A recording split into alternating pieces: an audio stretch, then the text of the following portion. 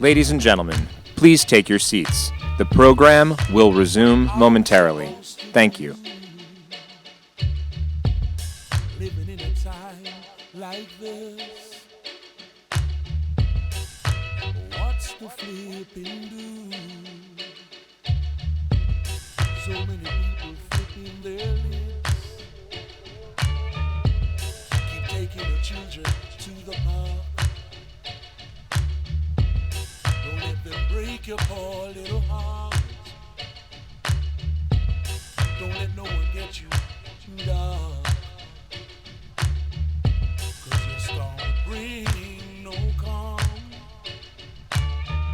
You will be living in raging force. You'll be sorry the day you were born, when they castrate your arm.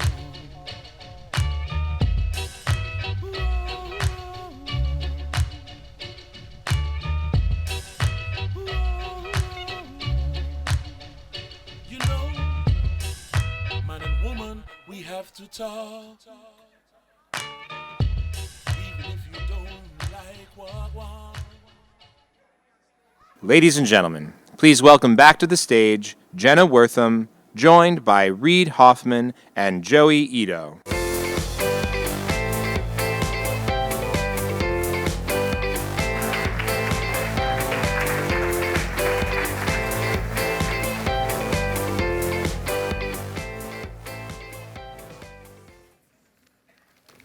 Great. I hope you guys enjoyed lunch. So for this session, I really wanted to talk, both of you have such illustrious backgrounds, working with lots of different types of companies, big and small, and you've seen things from when there are 4 people in the room to when they've scaled to a very massive size. And so the culture that's sort of embodied within those, on either end of that scale, is very, very different. And so I'd love to get a sense from both of you about, either when you're looking at companies you'd like to work with or that you want to invest in, what are you thinking about in terms of the type of culture that says, oh, this is a good investment, this is something that's going to work? Like, what are the things you look for? So from an investment perspective, when you're doing kind of seed Series A investment, culture is not something that is actually, in fact, highly identified within the company, because the culture is the people, right? It's the initial founding team. That is actually frequently what drives it. And so what you're looking for is what are the kinds of founders that would actually, in fact, run the race well, which includes recruiting a bunch of people and establishing a company that will actually, in fact, scale to a really strong basis. And the kinds of things you're looking for are a sense of being, actually, in fact, part of success from a startup perspective is, are you edgy enough and different enough in the ways that will match to success? So for example, is your problem an engineering problem, in which case you're really edgy engineers and it's kind of an engineering-centric culture? Is it a product problem? Is it a sales problem? Is it a marketing problem?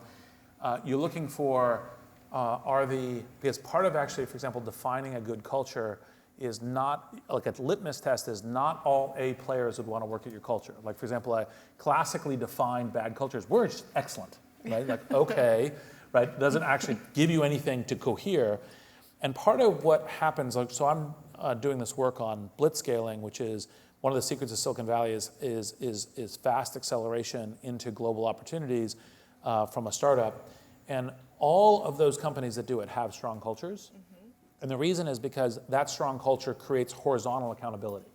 So if you were relying upon essentially top-down programming of culture and not actually, in fact, here's who we are, here's who should join, and here's who should not be part of this, and that kind of play style is not central, then you actually, in fact, can't scale at the speed that we usually try to do from a startup. So those are the kinds of things I look for on an investment.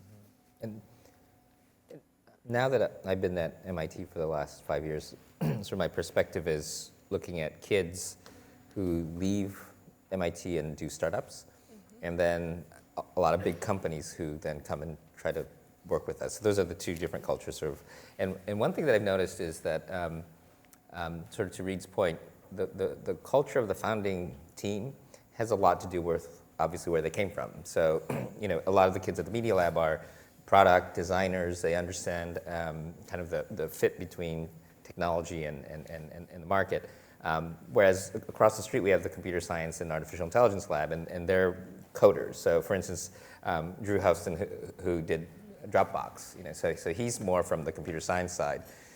And at the Media Lab, we always talk about creativity and freedom and making and I asked Drew, and I guess this is public because it was at a meeting, and I said, well, what was it that you got out of MIT? And I said, I learned how to work my ass off, and I was able to become such a strong engineer that I could recruit other strong engineers. And so his culture and his product, to Reed's point, is about really, really difficult engineering problems. So his sort of success comes from recruiting the best engineers possible, which is very different from some of my other kids who are about recruiting a bunch of designers and competing with companies that have people walking around in red shoelaces. So it's interesting also to think about, and the hardest part I think is when you build the company, you are more likely to find and know people that are similar to you.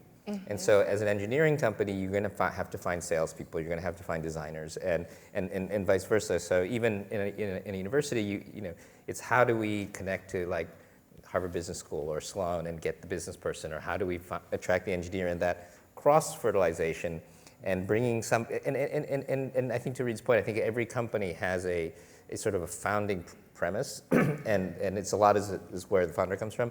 The tricky part is how do you make the other components of the business feel appreciated in a culture that's driven by sales or a culture that's driven by engineering, and that's actually pretty tricky. I think even the successful big companies sort of kludge together. Like Google's a typical example of a sort of engineering culture, and they do design, but it's still from a very sort of engineer's approach. Yeah, that reminds me of something you mentioned backstage. We're talking about this idea of when culture starts, and you were kind of like, well, if there's 4 people in the room, you're like looking at each other, and it's just the 4 of you guys. It's not really, there's not necessarily, unless you're Drew and you're someone who's an intense engineer, there isn't necessarily a specific thing that embodies the culture from the jump. And so does it matter when it starts? Do you have to have that founding principle, or is it something that can coalesce as the company grows and sort of figures out kind of what is the most, will make it more successful? So I think all of the successful scale companies actually, in fact, do end up with some sort of strong culture, because you just actually, in fact, it's a necessary component for doing it. Typically, the way it plays out is because of the imprint from the founders who go, we are this, and this is the kind of thing, and then that gets driven through the organization. That is typically where most of the Silicon Valley cultures get to a scale. And as part of what you're looking at is that we are this, we are solving this problem, we're good at this, whether it's engineering, product, sales, et cetera. And they have to get to inclusion and a unified culture in a good way. A few, and this is actually one of the things that I learned last year when I started doing the blitzscaling work and talking to smart folks like Reed Hastings and other kinds of folks about, actually, in fact, I think one of the tools that all of these companies should put in their tool chest is to actually do cultural definition.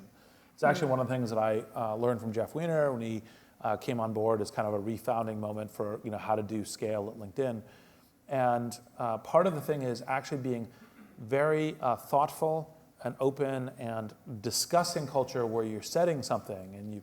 And Jeff does some things. Reed Hastings is the classic Netflix culture deck. And actually, I now think that all of these companies, as you begin to get to the scale, call it 100, 150 people, where you begin to go to, we don't actually all know each other, you should have an explicit, here is who we are, this is what our culture is, both for us internally about how we keep ourselves horizontally accountable. And you can do it early if you want to. And also, like part of how Hastings got to the Netflix stack is what they were learning is that the people that would, the common cause for ejection was that they'd hire a really competent person, they'd come, and then they'd leave because they weren't a culture fit. And so, and that's actually fine because you want to define culture, but it was like, well, we should publish our culture so that people know it. So when they're coming in, it's what they want and what they're looking for, right? Because some people would come in saying, well, I'm expecting a family, and we're a family, and we're going to be here forever. And he comes in and say, actually, we're a sports team, and actually, in fact, anyone who doesn't fit, we should give them a good severance and say goodbye, including 1 month in, right? As a way of doing it.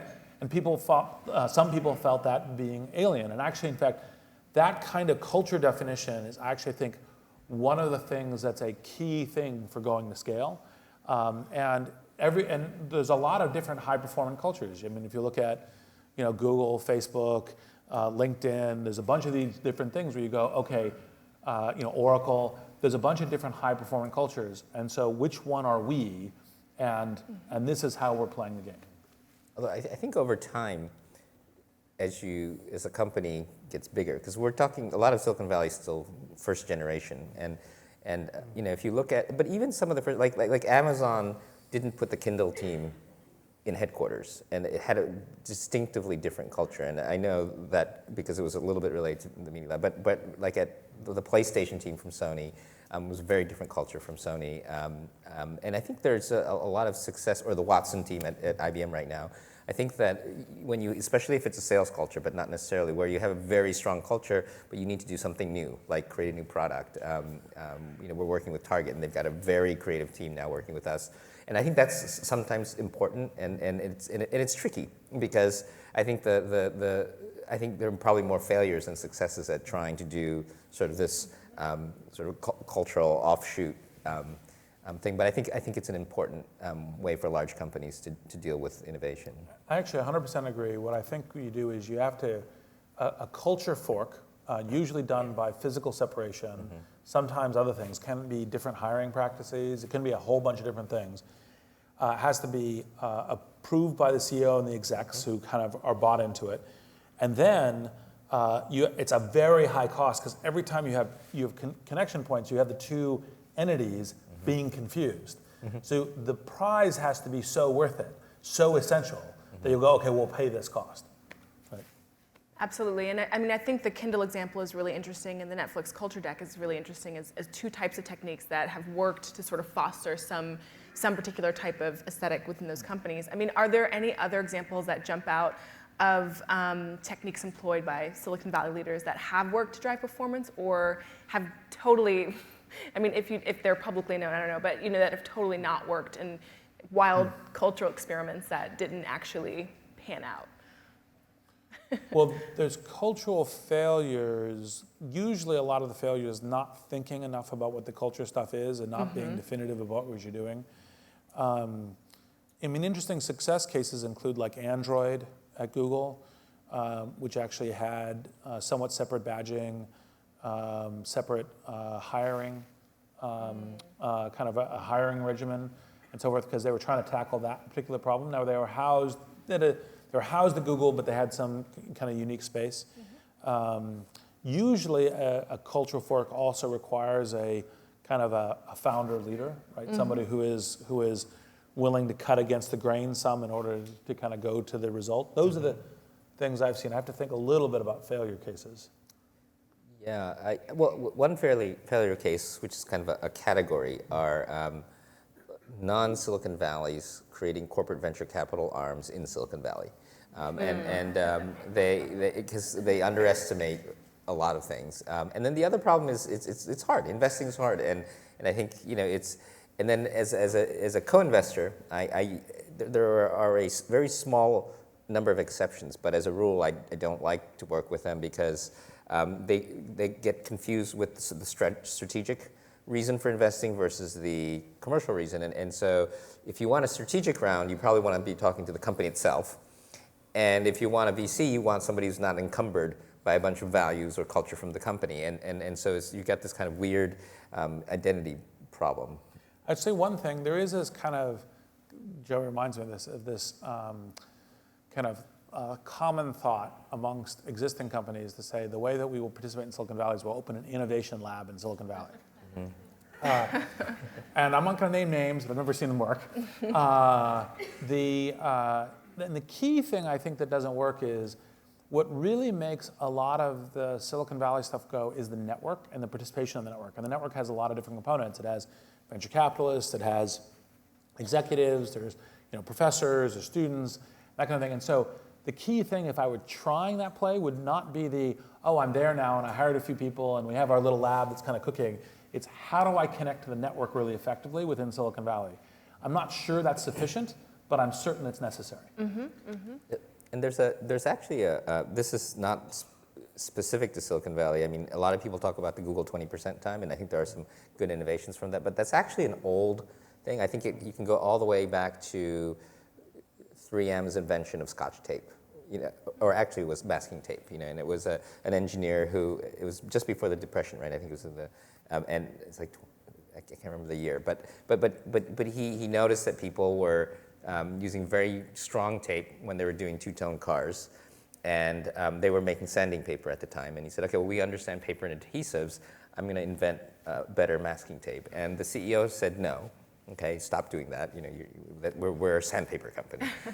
But he kept doing it, and eventually, the legend goes, he walked in, saw the guy still doing it, and sort of walked away and let him do that. And then he eventually created masking tape that eventually becomes Scotch tape, and it saves the company because during the Depression, people don't buy new stuff. They were using Scotch tape to fix stuff, and I think that sort of embedded into 3M this idea that there's going to be a lot of innovation on the edges. And when I see companies interacting with us, part of it also is a culture of whether you allow the periphery of your company to be doing innovative things, or whether you're sort of centrally commanding and controlling. So even some of the larger companies, some of them have more, and it requires a CEO, right? So because you can create, so we get a lot of chief innovation officers who aren't empowered, and it's kind of like the newer version of what people used to get forced on them as a CMO, right? But it's basically a person who's stuck with innovation but isn't empowered to do it, and so it's a really bad position. But if the CEO's on board, you can sort of push innovation across the company, and then we've seen a lot of successes where companies can sort of launch off these culture forks. And we'll open it up to questions in just a moment. But I wanted to ask broadly if there are any kind of cultural trends that you're seeing among companies. I mean, you were talking about the value of the network, talking about innovation around the edges. The network in Silicon Valley's net worth is a lot higher than it used to be, and sort of there's this sort of, I wonder if people still feel it's fun to make things for the sake of making them, just to see what could come out of it. And so, especially at the MIT Media Lab, I mean, do you encounter young chief executives and founders who still want to make the world a better place, or is there sort of more of a culture of trying to maximize financial returns, or are they not mutually exclusive? I mean, I'm curious. We actually were talking about that. It's more, to me, I frame it more as an East Coast, West Coast thing. But I'll let Reed start. No, with that, you got to start. So I won't name names, but in terms of like specific universities, but I do find that the let's just call it the shape of investment and innovation for a software company, where you can scale in a particular way, has a different speed and a velocity and a different culture, let's say, than say biotech or manufacturing or B2B, where it involves government regulations. And what I do find is that Silicon Valley has created an engine for a very high speed kind of venture business, and so they picked all the low-hanging fruit. Like most of it's gone, right? And it's all here. And I think but there's still more coming out, obviously. But so I don't think anyone's really going to be able to compete with that. And so the kids that are in that sort of style all end up here. I think and obviously there's stuff everywhere else, but it's just in terms of just the scale. I do think that there's a different category of entrepreneurship that may take longer, may take more relationships with governments, maybe have a variety of reasons why, let's say, a first-year VC in Silicon Valley wouldn't want to look at it, because it doesn't have the scale and the speed that they would. And I see a lot of those kids sort of hanging out more sort of on the East Coast. So what I do find is that it's easier. So the kids, I find it at the Media Lab and other places, are trying to work on longer, bigger problems. I'm just averaging this out. Obviously, there are kids who are short-term, but I do find kids sort of hanging around saying, okay, what's the big, long play, right? And again, I don't want to make it a values judgment, but because, I think there are people out here trying to save the world too, but that velocity is very different, and so the problems that you find them trying to tackle are different. And so one of the things I'm trying to do with Reed is to see how can we connect Silicon Valley and New York and Boston in an appropriate way to take advantage of the difference in culture rather than sort of weirdly compete, which is. Or as opposed to oil and water, what are the good chemical combinations that actually create better outcomes? Because the incentive here, like the icons tend to be very fast moving, right? That's part of the reason, doing this work on blitzscaling, which is the real key thing tends to be a fast clock, making progress, having some sense of measurement about that. That tends to go a little bit against okay, it'll take us 2 years to figure out, even if we have something, tends to go a little bit against, kind of raw, kind of science risk or really wild tech risk. And so naturally, when you say you're doing those kinds of things, being here is difficult because you're in the shadow of these other things that are growing very quickly. And so, like, for example, investors tend to go, well, actually, in fact, something that's growing quickly next year is actually much more valuable than something that might grow quickly 3 years from now. And so, you can think of it as almost like a forest ecology is where can you actually get the best sunlight? And that's part of the area where there's times where you can work together and there's times where actually, plant the tree here or plant the tree here. Now, that being said, obviously there's a lot of stuff going on in Silicon Valley around genetics and energy and everything else because it's still, you see that on both coasts. Absolutely. Great. Okay, we've got a few minutes left. I'd love to open it up to questions. I see you gentlemen down there.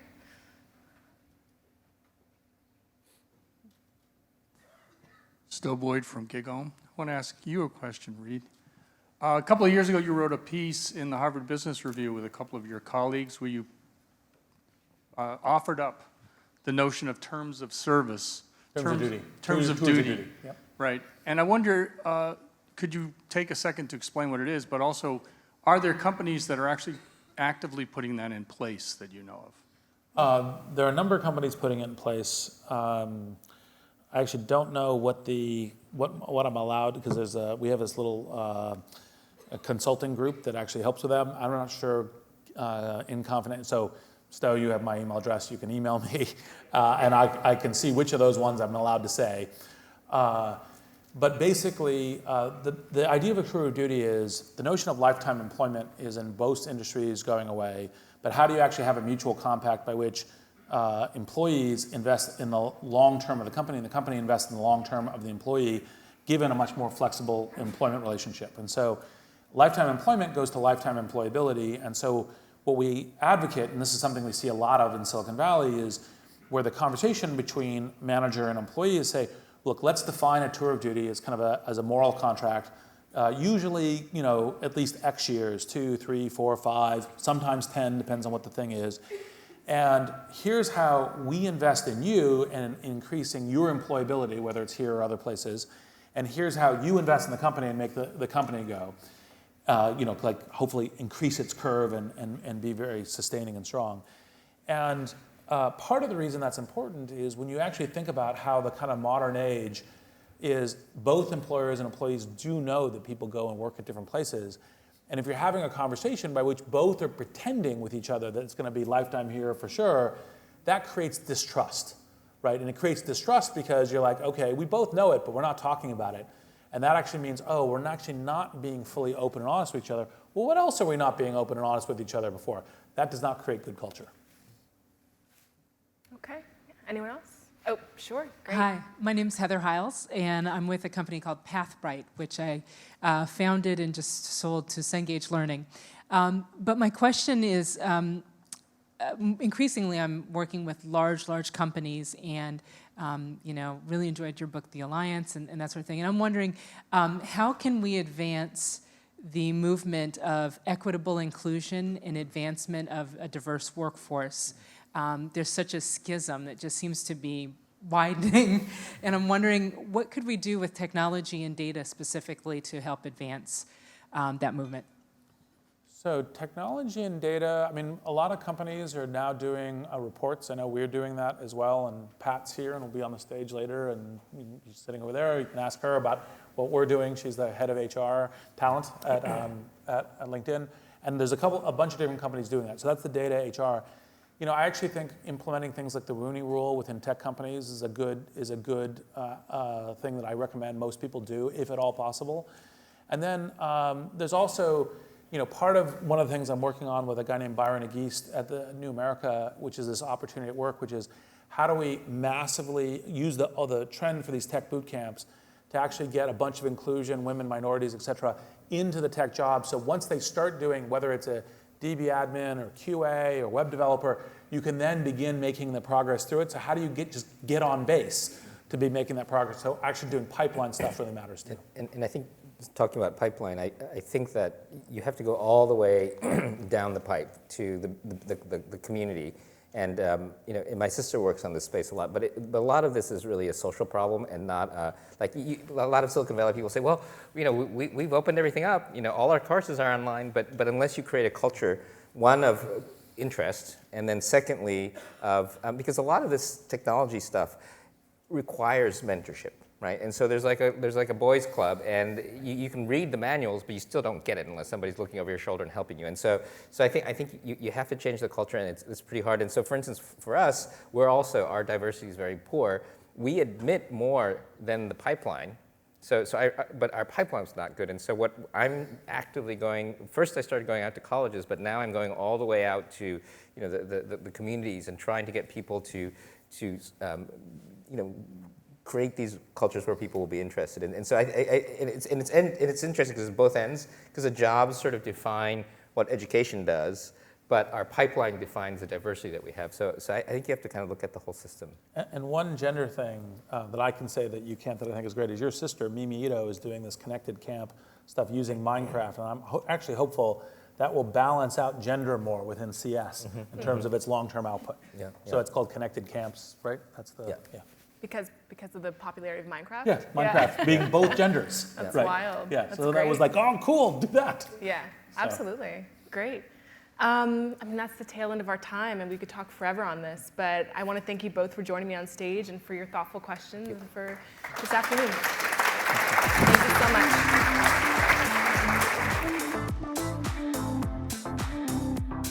much. Ladies and gentlemen, please welcome back Adam Bryant, and joining him, Stuart Butterfield.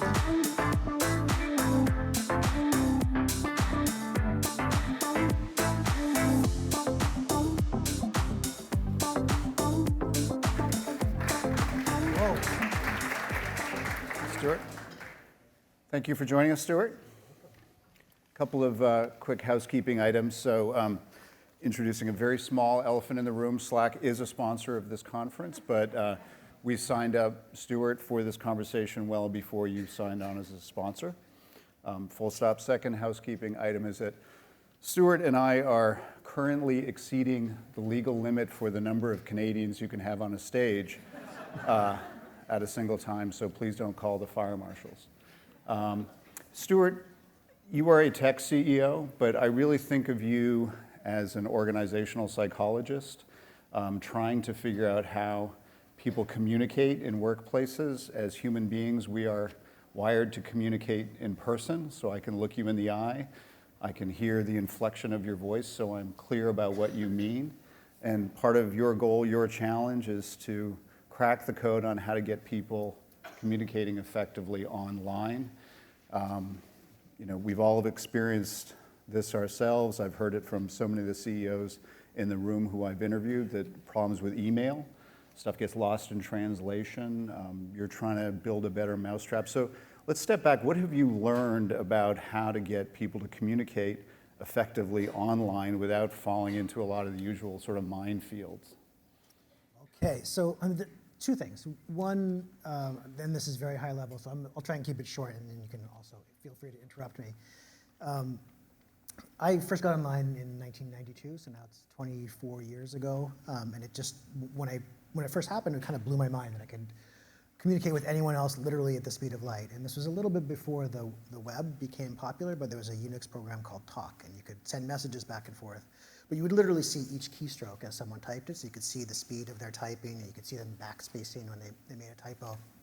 And that, like, the idea of being able to communicate with someone, again, literally at the speed of light, like in a way that was unprecedented, was this transformational thing for me. And when you layer on top of that the perfect memory and retention of computers, I think it's a change that's as big for us as a species as the development of written language. So I mean, like above domestication of animals, above the division of labor, maybe just below the development of spoken language. So that might sound super grandiose, but I think we can make a side bet and look back at 10,000 years from now and what this was as an inflection point. So I think there's an underlying very long arc evolution happening in how human beings relate to one another. And then there's the super specific, narrow set of issues that we deal with at Slack. So when we first started building it, it was 8 people on the team. And we were heads down for a few months, and then we decided we were going to try and get some friends at other companies to please try to use it. And we quickly discovered that we had designed the perfect product for teams of exactly 8 people. We managed to, first of all, it's hard to convince people. That was another thing that we learned, because communication, in one sense, when you think about communication in the context of work, it's taken for granted. So it doesn't even count as a software product category. On the other hand, it's the most fundamental thing that people do, and where they spend the most of their time. So in a knowledge work environment, like maybe at the low end, people spend 30% of their time on communication. If for a manager, it'll be 80%. For an executive, it's 98.5%. So asking them to change the way that they were doing this fundamental thing all at once en masse was really challenging and difficult. So it took us a while to figure out, okay, what's going to make it work for teams of 50 people? What's going to make it work for teams of 100 people? And part of that is noise and attention management. But we're still at the point, and this may never change, that if you were to take a 5,000 person organization and just turn Slack on for them all at once, it guaranteed failure. Like just, there's no chance of that being successful. It's one of those things that requires, I don't know, like a sourdough starter yeast or something like that. There has to be some culture, because if you're the 175th person coming into an existing Slack team and everyone else is already ready, guaranteed success. So there's a lot of things we haven't figured out yet. One of the things that we have figured out is the value of lateral transparency and being able to see the conversations that are happening across the organization by making communication public by default as opposed to closed inside of people's email inboxes is transformational for many organizations. And they can be nonprofits. We have the federal government using it. We have all kinds of for-profit businesses. We have traditional manufacturing businesses, and we have high tech. So there's it applies to something about how human beings relate to each other rather than something that's industry specific. And I'd love to talk about culture. I always enjoy interviewing serial entrepreneurs because it's not often in life that you get a chance to hit the reset button and say, I'm going to keep everything that worked and everything that didn't work, I'm going to leave that behind. So what lessons have you learned about building an effective culture? It's a very tough question for me, because we actually just had an all hands at the company this morning. And this, maybe 4 or 5 weeks ago, we had a board meeting. And there's a Slack channel inside of our Slack instance called CEO, where people can just ask me questions. And so someone asked, what do you guys talk about at the board meeting? What goes on? What are people worried about? What do you talk about in the future? So this one was, we presented a bunch of the board deck and talked about what we were talking about in the meeting, and then also a set of strategy slides that we had developed to kick off 2016. Because I realized that part of my job now is building relationships with public market investors for the eventuality that we were ever to become a public company. But I also spent a lot of time talking to reporters. I spent a lot of time with external audiences like this, and I talk about the vision and what we're doing, how the business is growing, and a bunch of metrics. But I don't get to communicate that internally. And so this is one example of, I guess, the thing that I have learned is you have to really turn up the volume on the things that you want to be important for people. I can very easily fall into the habit of having those conversations publicly and never saying those same things. And I get to the point where it's pat. Like I've just said this, I've narrated over this slide presentation, or I've answered this question so many times that I can just do it with my eyes closed. And yet the people inside the company haven't heard it. And so whether that's about the state of the business, the goals for the year, whether that's about values and practices we want to have, whether that's, whatever it is, repetition matters, and the volume on those things really matters. And you mentioned values. I'd love to hear what yours are at Slack. So on the second or third day for a new employee, there's a CEO welcome. And I have to introduce the values with a little bit of a joke by saying that we had a management offsite, and we used that to discuss corporate values. And sorry, that's not meant to be funny joke, but it's just like to poke fun at the concept, because there's such a deep level of cynicism about the idea of values, and there's also like such a the typical result is very, very generic. You know, like it could apply to anyone. So the philosophical position that we took in trying to figure it out was what is like unique to us, because obviously there's many, like having a high quality product, you know, is important, and acting with integrity is important. But if we make quality and integrity our corporate values, then there's really nothing that it says about us as a company. So the result of that process was a set of 6, and they kind of come in pairs. And the first one is empathy. And so we often say empathy as expressed through courtesy, courtesy being the second one. And the reason that's important is, first of all, it's a valuable skill for being successful in the kind of business that we're in. So if you have no empathy, it's very difficult to be able to design good software or understand what people need. Same thing is true inside the company. So a little digression from the values for a second. The mission is to make people's working lives simpler, more pleasant, and more productive. And I don't know, a year after we came up with that, we realized, whoa, that actually applies just as well internally as it does externally. So if we were all making an effort to make each other's working lives simpler, more pleasant, more productive, that would make it a great place to work. And empathy certainly helps with that. And so the actual practice of it is often expressed in courtesy.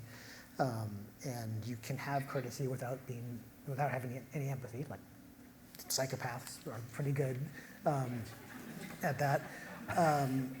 The second set is craftsmanship tempered with playfulness, because we obviously want to do a very good job. And playfulness, I mean, does show up in our brand and like our Twitter feed and stuff like that as a little bit of silliness. But it's not meant to be just slapstick or humorous. I think anyone here has ever played a musical instrument with other people or played a team sport with other people. There's this sense of playfulness that's like you're doing the thing that you're supposed to be doing. You're playing the on-beat or the off-beat, or you're the left wing or whatever, and you're simultaneously paying attention to what everyone else is doing and in real time responding to that in this improvisational way. So that's the sense of playfulness that we really appreciate, and also looking at things with a different perspective. There's that famous poster of Einstein sticking his tongue out. You know, when people actually put that up on their wall in college. At the Institute for Advanced Study at the same time as Einstein was the Austrian mathematician Kurt Gödel, and no one has the poster of Gödel on their wall because he was a paranoid asshole who just thought that people were trying to poison him all the time. And that's just not at all playful. So people relate to playfulness, I think, in an important way. And then the last two are, this was the tough word to come up with. So the idea came from Greek philosophy, the word eudaimonia, which is the kind of happiness one gets from fulfilling one's purpose irrespective of what one's purpose is. So the closest we could get to that was flourishing, but then people thought we meant like that gesture. And so instead we chose the word thriving.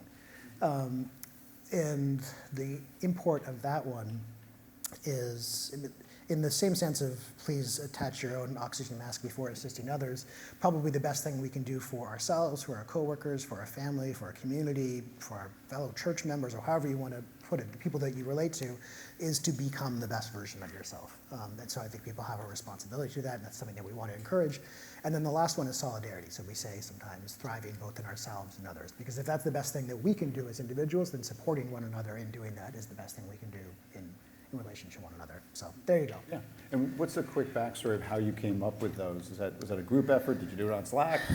No, this is a good point. This is an in-person meeting over the course of a couple days, and it was, people called out candidates, and there's brainstorming. We put them on the wall, and we slept on it, came back, and we tried to find, there's all kinds of things that didn't make the list to the end. For example, honesty was one of them. Fairness was another one.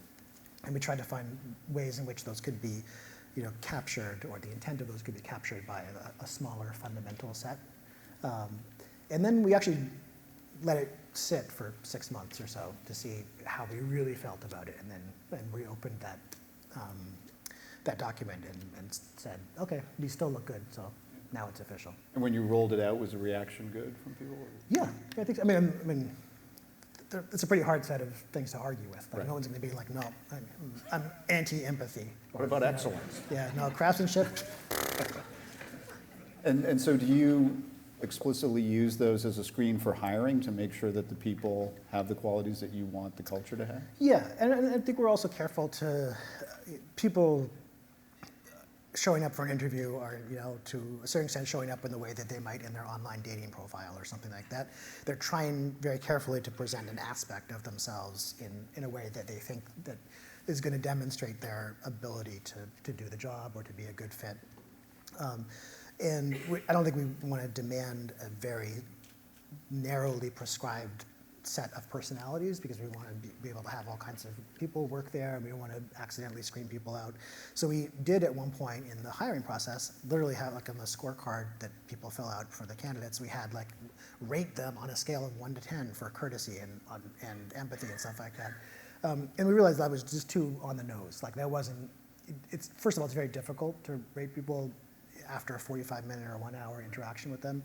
And second of all, it wasn't actually telling us something important. So I think the characteristics of the people, I mean, obviously we hope that they share those values, but I think it's something that people can very much buy into after they join the company. So Slack is growing quickly. You're having to scale the company, but you yourself are having to scale as a CEO with that fast growth. So if you could share with the group some of the challenges that you're finding as, just got so much coming at you from so many different directions. What are the challenges? How are you dealing with them?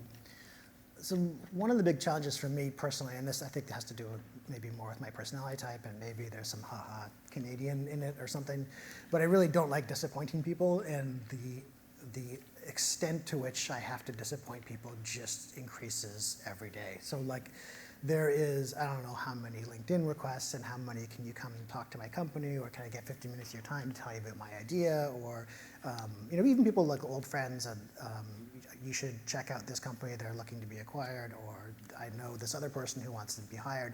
And there's just like, it would be impossible for me to even reply to all of them with, unless I just had an auto reply that said no or something like that. And there's like this, there's an emotional cost to that. Like that is just drained out of me every day to have to disappoint people in that way. And there's also that manifests itself for anyone here who is a manager at any scale. You do the annual review process, or you don't, you do whatever it is, and guess what? Everyone at the company thinks that they should be promoted like every 6 months. And not everyone is going to be the boss, and so that's not going to happen, and therefore you're constantly disappointing people. I mean, I do. At the same time, we're happy. We have customers who love it, and the company is being very successful, and our investors are happy, and our employees will make money on their equity, all those kinds of things. So there's plenty of good byproducts, but I don't remember what the question was now, but I think it was something about the challenges of scaling yourself. Challenges of scaling. Scaling yes. yourself. The other one is trying to identify. So every once in a while I'm doing something, I'm like, wow, there's no way I can continue to do this and still do everything else I'm supposed to be doing. And that's usually a signal that it is time to make someone else responsible for whatever this thing is. And there's this kind of, I guess this is very typical for human beings because we do all kinds of stupid things that we know we shouldn't do. But the pain that I anticipate of delegating this thing because it's so important to me and I think I'm so smart and I can do this really well and I used to do it all the time, versus the pleasure that I experience when it is actually being taken care of by someone else and they're doing a good job is a weird one. So I think that's a big challenge as well, to identify those things and the correct priority in which to hand them off. So if you have a line of people outside your office coming in, wanting promotions and all that, I mean, just curious how you handle those. So if we were just role-playing, I'm coming in your office, Stuart, I've been doing this job for 6 months. I am self-evidently awesome. I am ready for a promotion, and what will it be? What do you say? Go talk to whoever your manager.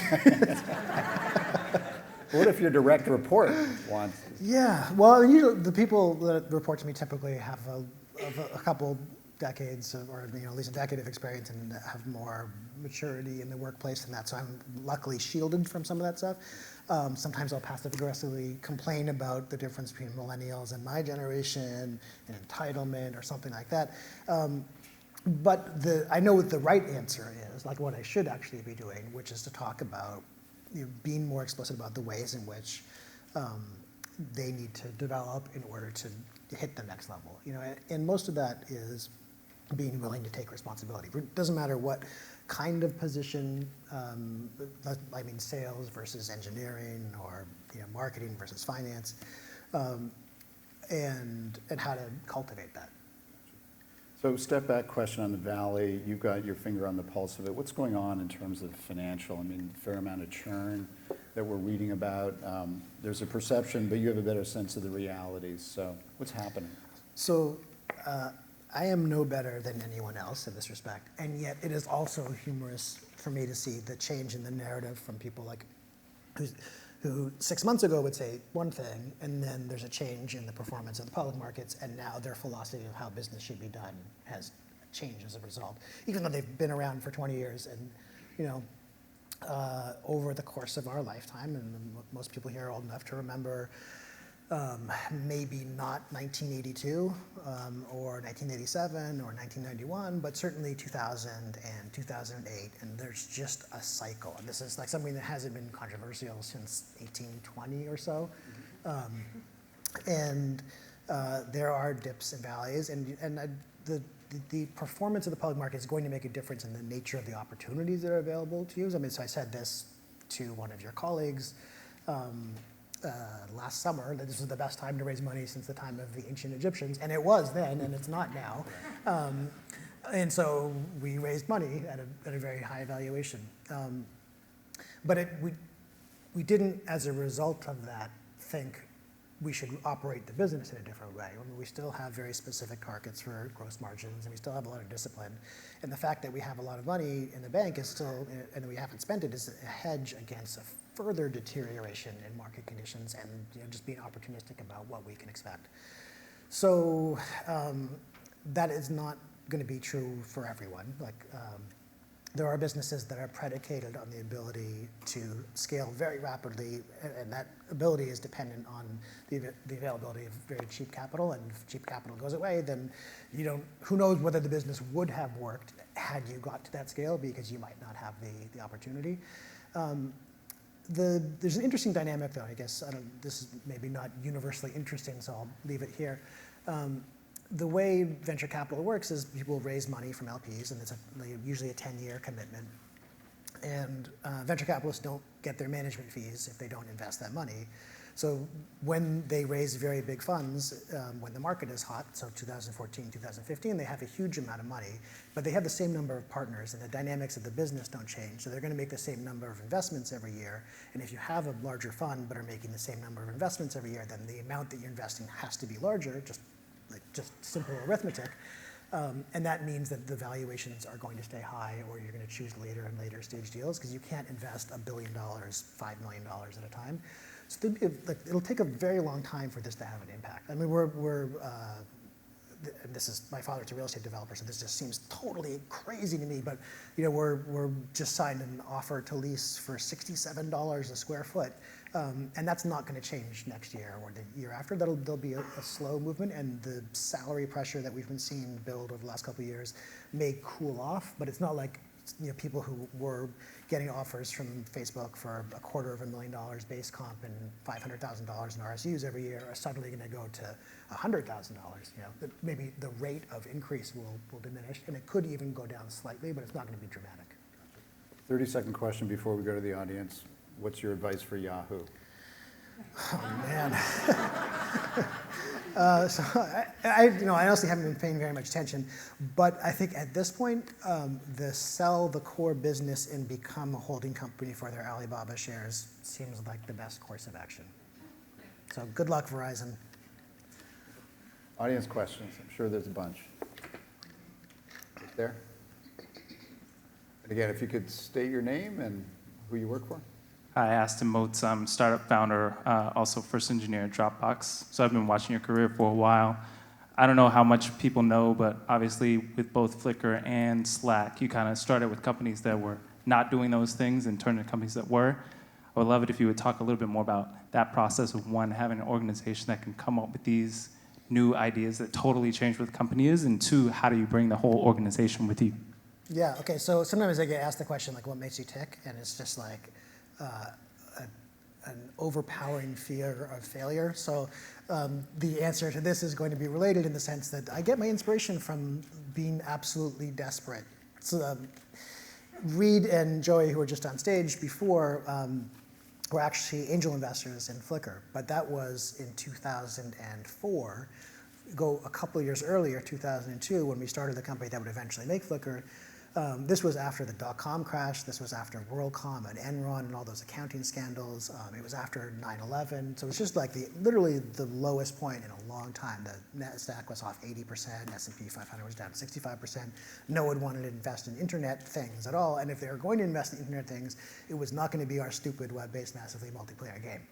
And just not being able to have money in order to pay people salaries was the motivation to find something else that we could do with the technology and actually get to market quicker so that we had a chance of actually building something. And so that's how Flickr came to be. Slack was actually pretty different because we started the company in 2009. It was myself and 3 other of the original Flickr team members. And it was a different funding environment. We had a lot of credibility. We were able to raise money really easily. And we got to the point, and this is the end of 2012, where we just realized that what we had built up to that point, 45 people, 3.5 years in, was never going to be the kind of business that would justify the $17.5 million in venture capital investment that we'd taken on. So it was just never going to work in the way that this system was, this company was set up to work. And so we had to shut it down. And we were in the very fortunate and happy position of having built a system for internal communication that we all agreed we would never work without again. And we looked around to see what else was out there. There wasn't anything like it, we thought. And so we said, this would be an interesting product and we should pursue it. So in both cases, it was not liking to fail, I guess, was the motivation and how it came to be. That's great. We have time for one more question. Sir. Hi there, Bill Chandler. Until recently, I was Chief Communications Officer and Government Relations Leader at Gap Inc. We tested Slack about a year or so ago. Also, I want to dig a little deeper into empathy, and I appreciate how prominent it is for your company. I'm also helping the University of Southern California with a third space initiative that helps bring empathy and adaptability to life. But with the view of empathy, when you look at companies where Slack isn't successful for whatever reason, what are some of the cultural barriers to something that's so open and transparent as Slack? Well, so there's a couple, I mean, I don't know, I was gonna say there's a couple of reasons. There's probably a very long list of reasons it can fail. So some of them are, entirely our fault in the sense that the product marketing isn't clear enough to give people an idea of what they're getting into or what they should expect, or the new user experience isn't clear enough in how you're supposed to use the software. And as I said earlier, it doesn't matter how well we do that. If you just turn it on all at once for 5,000 people, it's just not going to work. Like there has to be some system of how it is going to be used inside of that company in order for it to be successful. And then I think there are some patterns of operation and specifically management for which Slack is not well suited. And at the other end of the spectrum, or I think it's more the organization's fault that it doesn't work. And again, to be clear, I think it's usually going to be our fault if it doesn't work. But where it doesn't work because of the structure of the organization, it's typically because one of the patterns that some managers develop is the exercise of their power through the withholding of information. And if one of the principal values of the tool is that it makes things much more transparent and people are able to see what their colleagues in other departments are working on and people are able to see what's going on in parts of the company to which they would never otherwise have visibility, that's very threatening, and it makes people kind of jerk back the chain on what's going to be allowed, and that causes the whole thing to fail. So, yeah, and then in between that, there's going to be a whole continuum of other reasons. Great insights. Thank you so much, Stuart. Appreciate the time. Thank you. Pass the baton to Charles.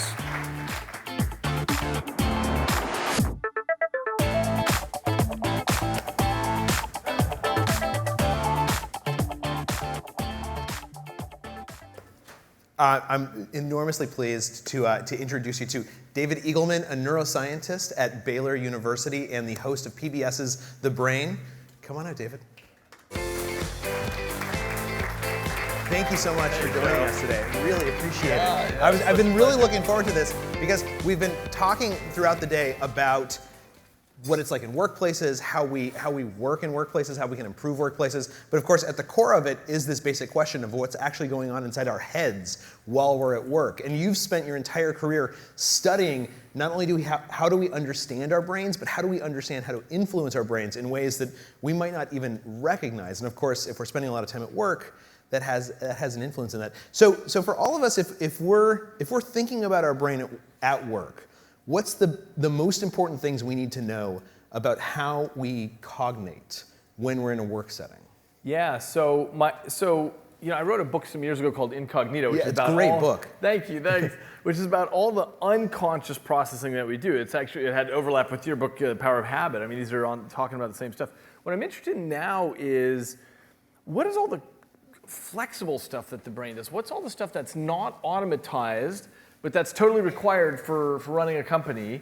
So cognitive flexibility. So what does it mean to innovate and to come up with new things? And it turns out the more I chewed on this, the more I realized that, this is, although it's a small part of what the brain does, it is the most important part when it comes to, for example, running any sort of innovative company. And it's actually something we see across the animal kingdom. Animals have this trade-off between exploiting the knowledge they have and exploring new territory. So it's called the exploitation-exploration trade-off. And all animals do. So if you know to forage under the red rocks, you'll exploit that knowledge, but you'll also forage under the blue rocks and the green rocks, and you'll spend some fraction of your time exploring. And it turns out that exploration part is absolutely key to what good companies do. So what it looks like is, companies spend some fraction of their time exploring lots of options. I mean, by this I mean good companies that are doing it the right way, exploring lots of options. So, we all. I run a neuroscience lab, but I've got 2 companies now, so I've really gotten to explore this world more. We've all got our core competency, what we're good at, but what's the most important thing is to keep generating lots of options. So, just as an example. Yeah, just as an example, Thomas Edison, whenever he presented a problem to somebody in his lab, would say, okay, I want you to solve this thing and come back with 10 answers. And that is a super useful thing to do. So I stole this idea, I use it in my lab too, because the brain always wants to take the path of least resistance. So just as an example, let's say I ask you guys to picture standing on a beach at sunset. So, go ahead and picture standing on a beach at sunset. Okay, so how many of you added the white foam tips of the breaking waves? Okay, nobody. How about swimmers in the water? How about the crescent moon in the sky? How about some, coconut husks on the beach? Okay, super impoverished, right? And this is the key. This is the key. That all of us are uninnovative. You're very...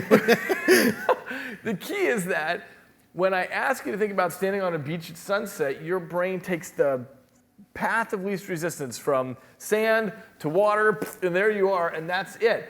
But everything else is in there. I mean, the way the brain works is by association. So everything is associated with everything else. So, if I ask you to think about rabbit, that's associated with every book you've read about rabbits, Watership Down or whatever, Jessica Rabbit and Easter eggs, and what maybe rabbit tastes like. Like all that stuff is physically connected in your brain. It's what's called an associative neural network. So the question is, why is it so hard for you to access that very rich, florid network when I ask you to stand on a beach at sunset? And the answer is this issue that the brain takes the path of least resistance because it is most efficient. And evolutionarily, if you're hungry, you go eat. You don't dance or paint or something like that. And so that's why the brain's really good at it. The key to creative thinking, to innovation, is to distrust the first answer and send it back. Send the answer back so you're getting something else out of that rich network that's already in there. That's fascinating. So let me ask, so in an age of potential information overload, right? How many people are certain that you have gotten more emails just sitting in this room than you can possibly deal with this evening, right? A number of hands go up. So in this age of information overload where my instinct is not only to find the easiest solution, but not to send it back, right? I want to get something that's just satisfying to the query. How do I cognitively figure out how to divvy up what I should send back and do more work on, and what is good enough and I can get onto the next task. I think this is the idea behind, let's say, Google 10% or 20% time, is this idea of, look, the requirements of our jobs require us to just do our stuff, to exploit our knowledge, what we're good at. But the idea of having this extra time where you do something really outside the box is just as important. But it's a different kind of test. So when it comes to emails, you want to satisfy. So you want to do it as quickly as you can to get it off. But you need to set aside that time where you're generating lots of options for things. And not only generating lots of options, but also, scouting to different distances. Look, every company that's successful has this sort of thing where they're doing stuff that's close to the bone, where they're saying, okay, look, this is our core competency, but they're also trying out different things at very different distances. Force the greater cognition. Yeah, well, not actually. I would say the greater cognition is what gives them the ideas to do that. But the idea is, a smart company is going to say, look, what we need to do is generate lots of options at different distances and try these. And some of them will fail, and some of them will work colossally well. And predicting the future is really hard. Yeah. And so a good company just says, I'm going to try things at all different distances, and I'm going to see what works. So I was just at Google this morning, just a few hours ago. And they're a search engine. That's what they do. But just look at the things that they've done. Contact lenses to read your health, and self-driving cars, and so on. They're going to all different distances. Now, many of those will fail, and that's totally okay. That's just the way it goes. Many of the ideas will tank. Google has so many things. I was thinking about this morning. There's Google Lively.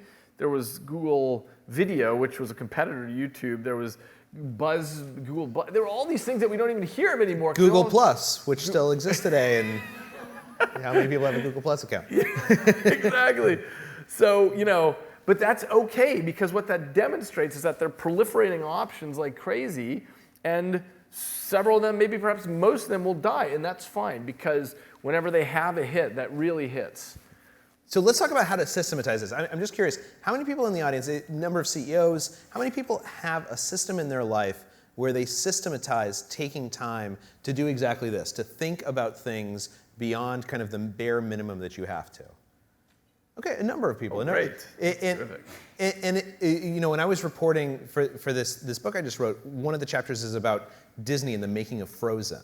And one of the things that Frozen was actually falling apart, right? They were about to come out with the movie, totally on the rocks. They thought that they couldn't bring the movie together. And they have this system, the Pixar system that was imported into Disney, where they did two things. And I'm wondering if there's evidence for this in the research that you've done.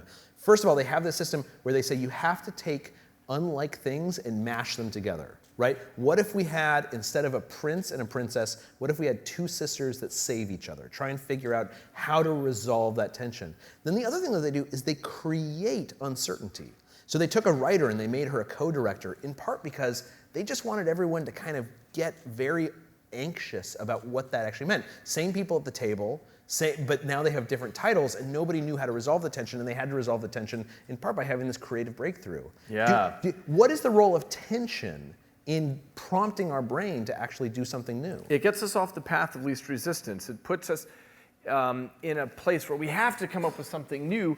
The problem that anybody has who's a CEO is that you find where things are working, and things are working well there, and all of your intuition is to just systematize it, to automatize that so it stays working, because that's your goal, and that's exactly how companies die off.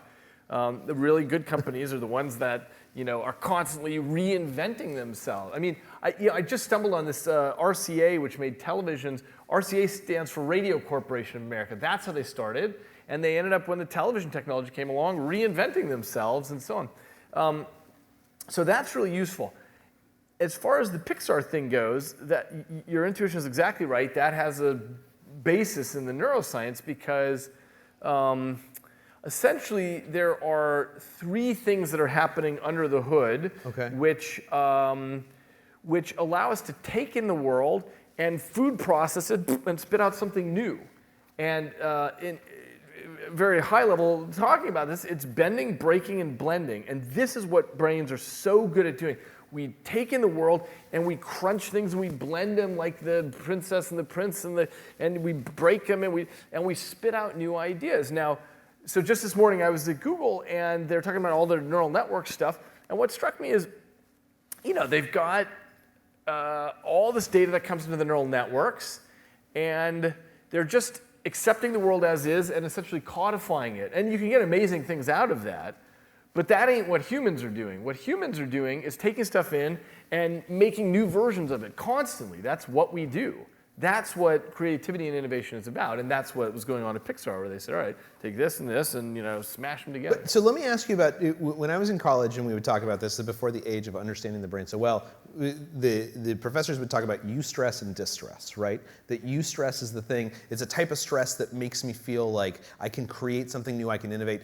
Distress is the thing that bogs me down and doesn't let me sleep at night or makes me wake up at 4 o'clock in the morning. I also have children that do that, so there's a little bit of a balance there. But let me ask, if we're trying to train our employees to embrace eustress, but we're trying to teach them how to avoid distress, because we know that that's going to cut down on productivity, it's going to freak people out. Yeah. What do we know about creating an environment that does one and not the other? It's hard to do that. It's hard to always make sure that it's good stress instead of bad stress. But I think, here's my opinion, and this is my next book is on this issue about creativity and how we do innovation. I think that making change the norm is a very important part of it. So just take as an example the open office plans. Everyone loves the open office plan. It wasn't that way if you look at historical pictures some decades ago, and it gets all kinds of play about how great this is. Well, it's just, I think, starting to hit its peak, and it's going to go down. People are complaining about how noisy it is, and everyone catches a cold, and blah, blah, blah.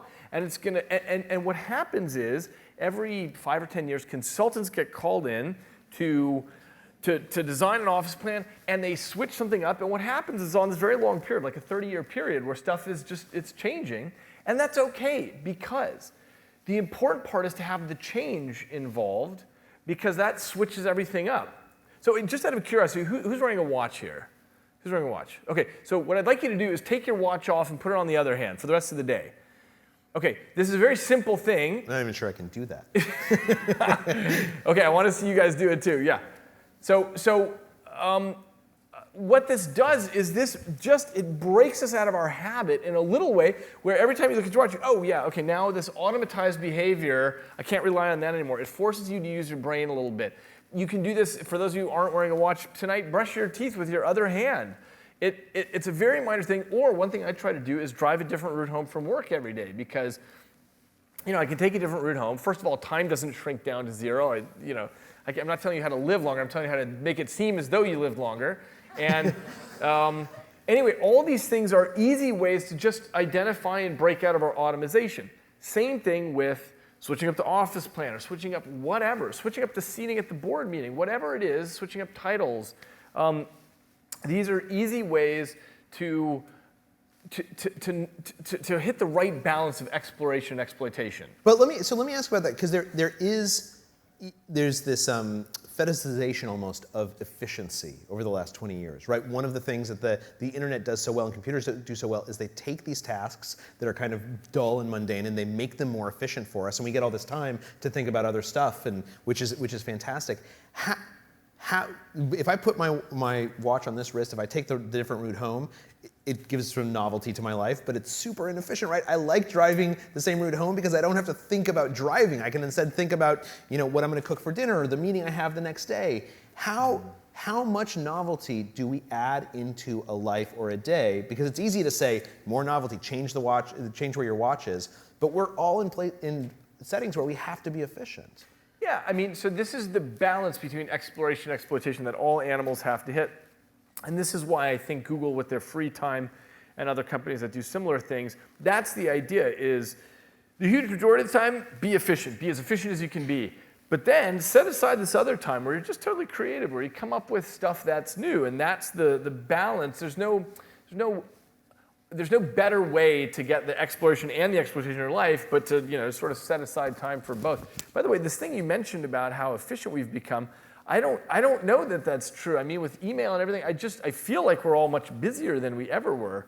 Just as a side note, I mean, I see people in the audience tapping away on their emails and so on. It's just, it's become overwhelming. It's a good question. How many people actually feel like they're more efficient now than their parents were? Not some people. So more efficient, I buy that. But how many people feel like you have more free time than your parents did?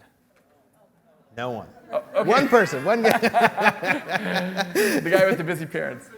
Two positions. Okay. Two positions. I thought Silicon Valley was the place where we all come because we get to bike ride every afternoon and we have all the free time on Earth. Apparently not. You guys are working as hard as I do in New York. That's terrible. Yeah, that's something I've been wondering a lot about. So why are we addicted to that though? Why are we addicted? This exploration versus exploitation, right?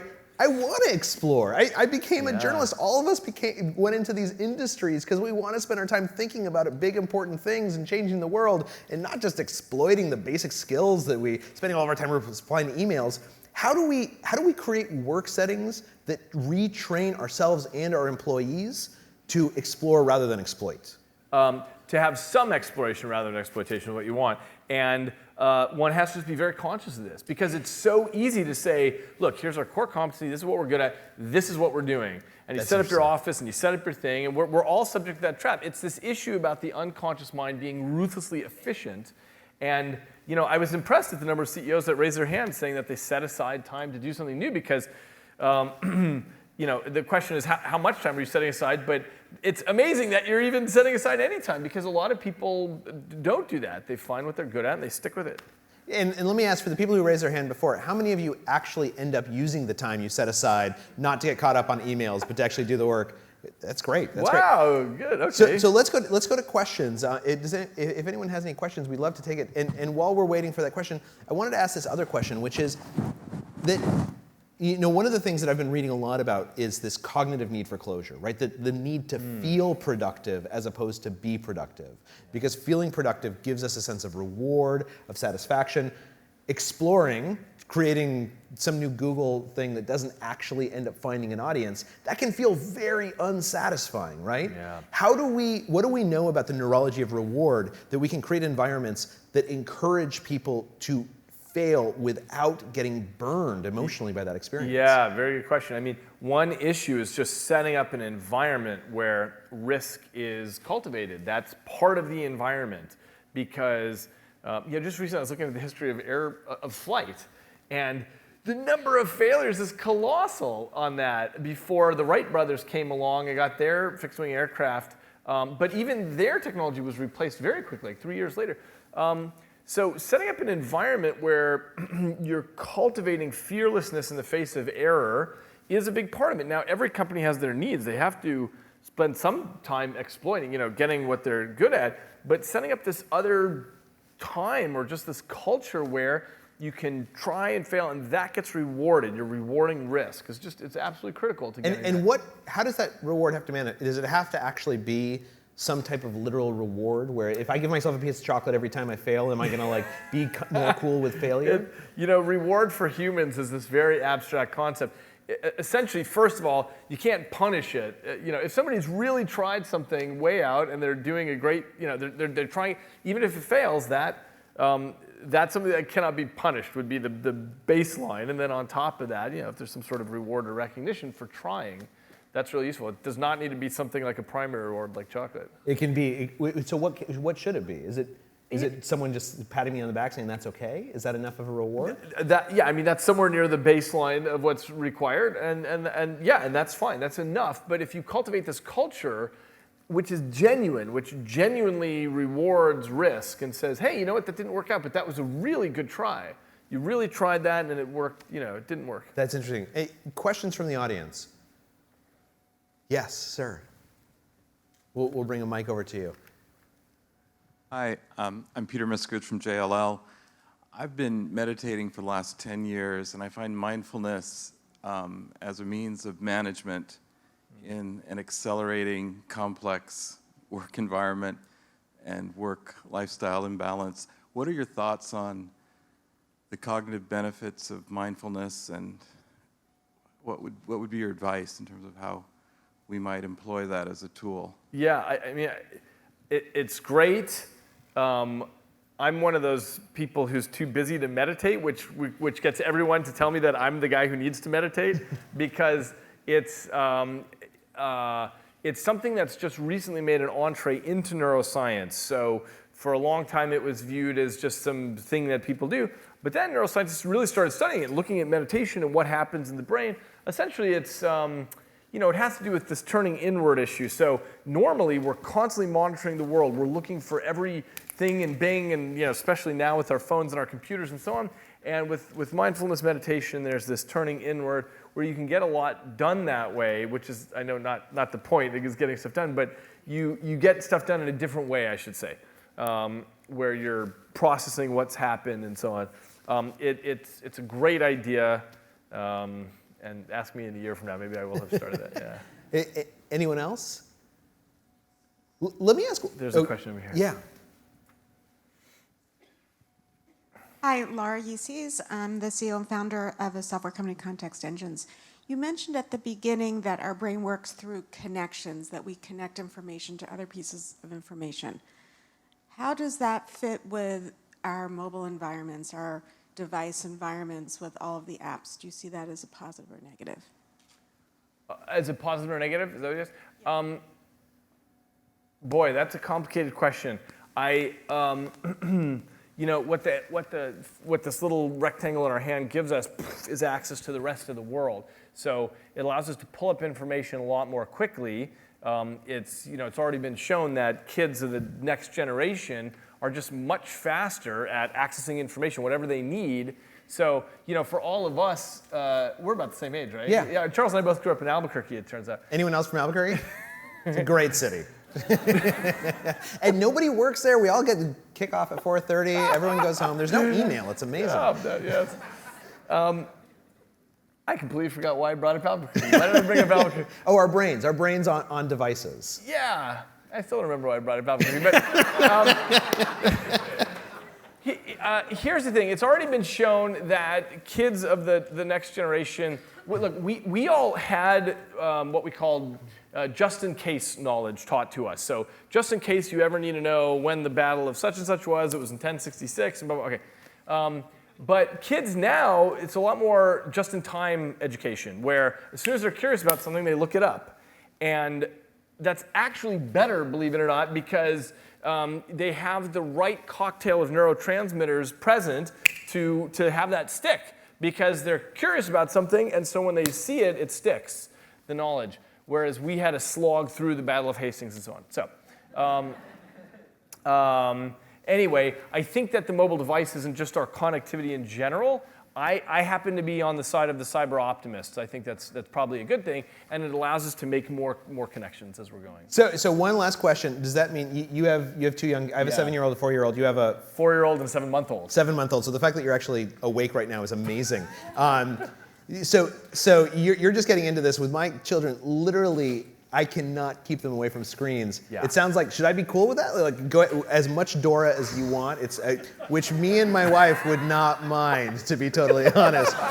We refer to Dora time as mommy and daddy juice time, usually in the evening. And we felt very guilty about it. But is it okay?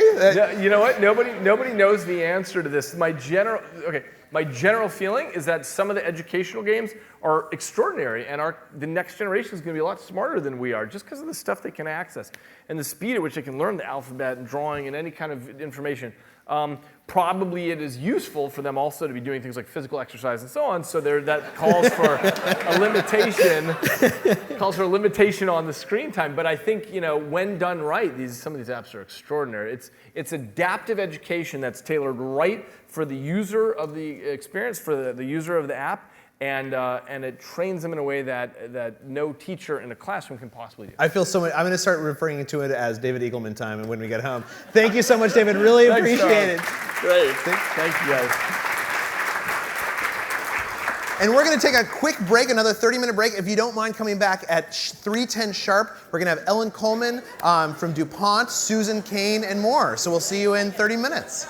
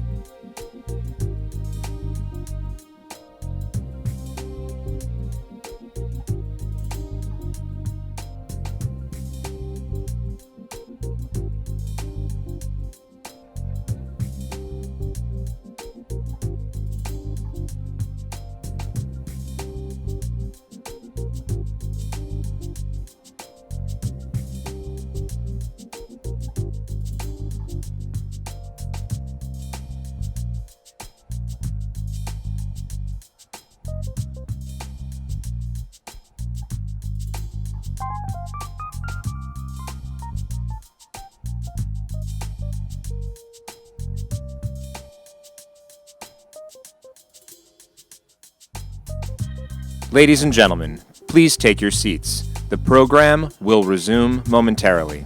Thank you.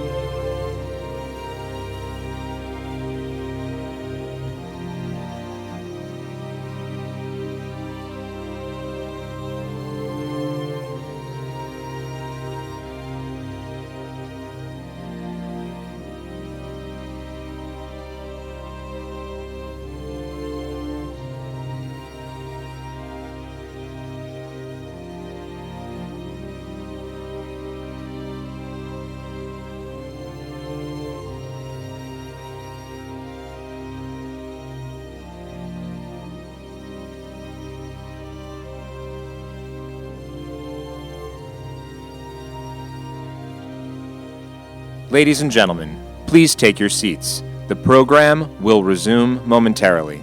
Thank you.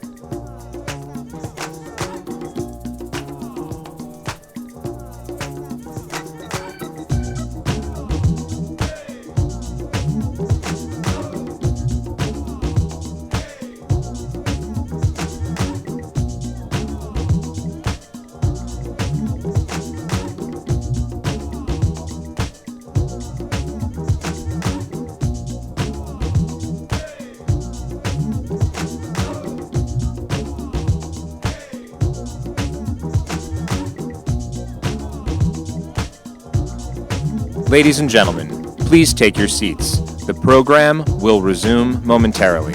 Thank you.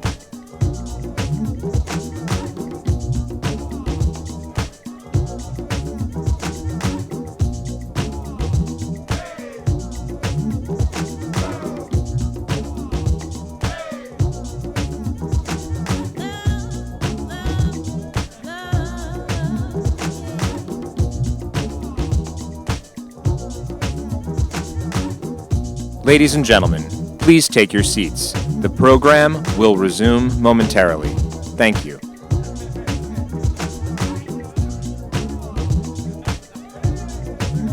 Ladies and gentlemen, please take a moment to silence your electronic devices. Thank you.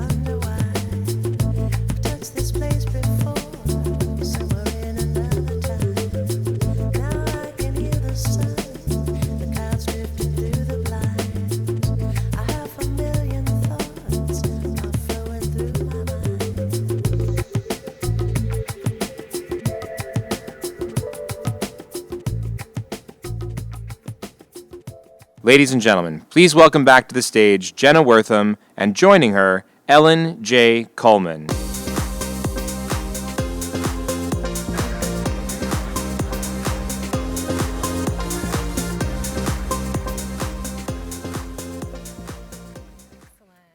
Ellen, thank you so much for joining me. It's a pleasure, Jenna. Excited to talk to you.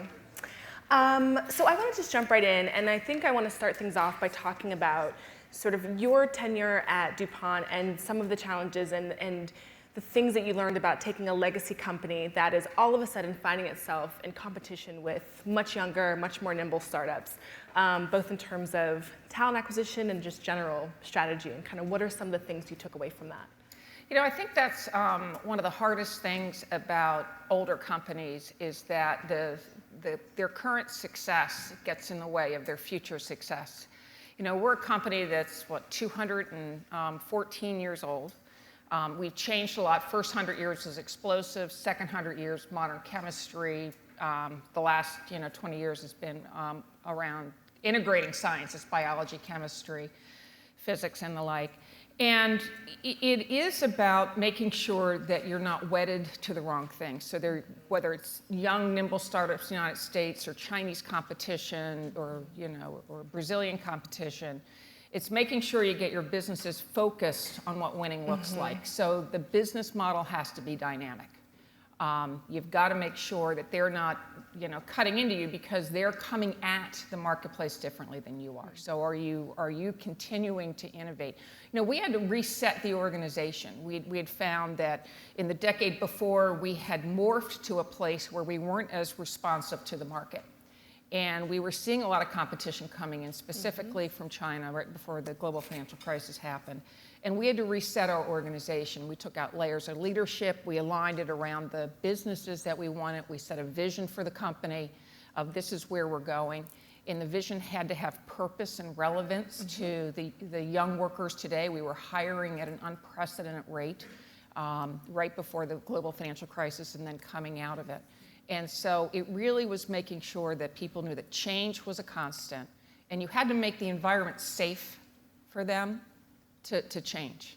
And on that note, you mentioned something backstage that I found to be really fascinating, and that when you are trying to invigorate a 200-year-old company, the changes sort of can lead people to think that what was being done before was wrong, and you kind of have to honor that history. And I was hoping you could elaborate on that a little bit more, because I thought that was... It was interesting because I'd been with the company, 27 years, and I came mid-career. I'd worked 10 years for 2 different other Fortune 100 companies, and 5 years each. And so when I got there, I was watching how people coming in mid-career integrated into a company that had a very strong culture.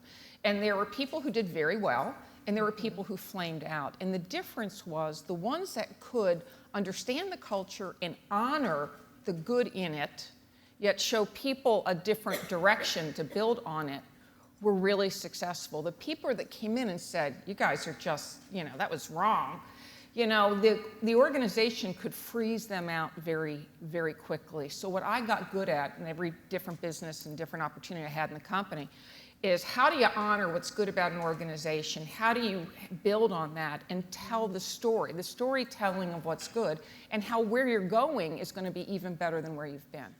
And so you honor the good, and then you tell them what needs to change in order to continue to be successful. And on that note, do you think that is it sort of trying to behave internally like a startup, or sort of take too many notes from a young and super nimble model of a company? Is that overrated? I guess the thing that's interesting about a company like DuPont is that it's sort of the tip of the iceberg in terms of companies that are, have that kind of sizable legacy. There's Procter & Gamble. There's lots of companies that are sort of facing that challenge. Well, I think the word nimbleness is an interesting one, because the world's a competitive place, and it's getting more competitive, not less competitive. And so what that means is that you have to be really clear about what you're doing, where you're going, and how you're going to go about getting there, and getting your teams, engaged, and giving them the runway to go get it done, and holding them accountable. Hold the mirror up. Are they getting there or not? And using the external measures. How you doing versus that competitor? What's working, what's not? But giving them the autonomy to figure out what they should change. There were very few things. I learned from my predecessor that you want to, in a big company, you want to keep the number of things that are mandated across the entire company to an absolute minimum. For us, it was our core values: safety, environmental stewardship, respect for people, highest ethical standard. But if you want to try a different business model, go ahead.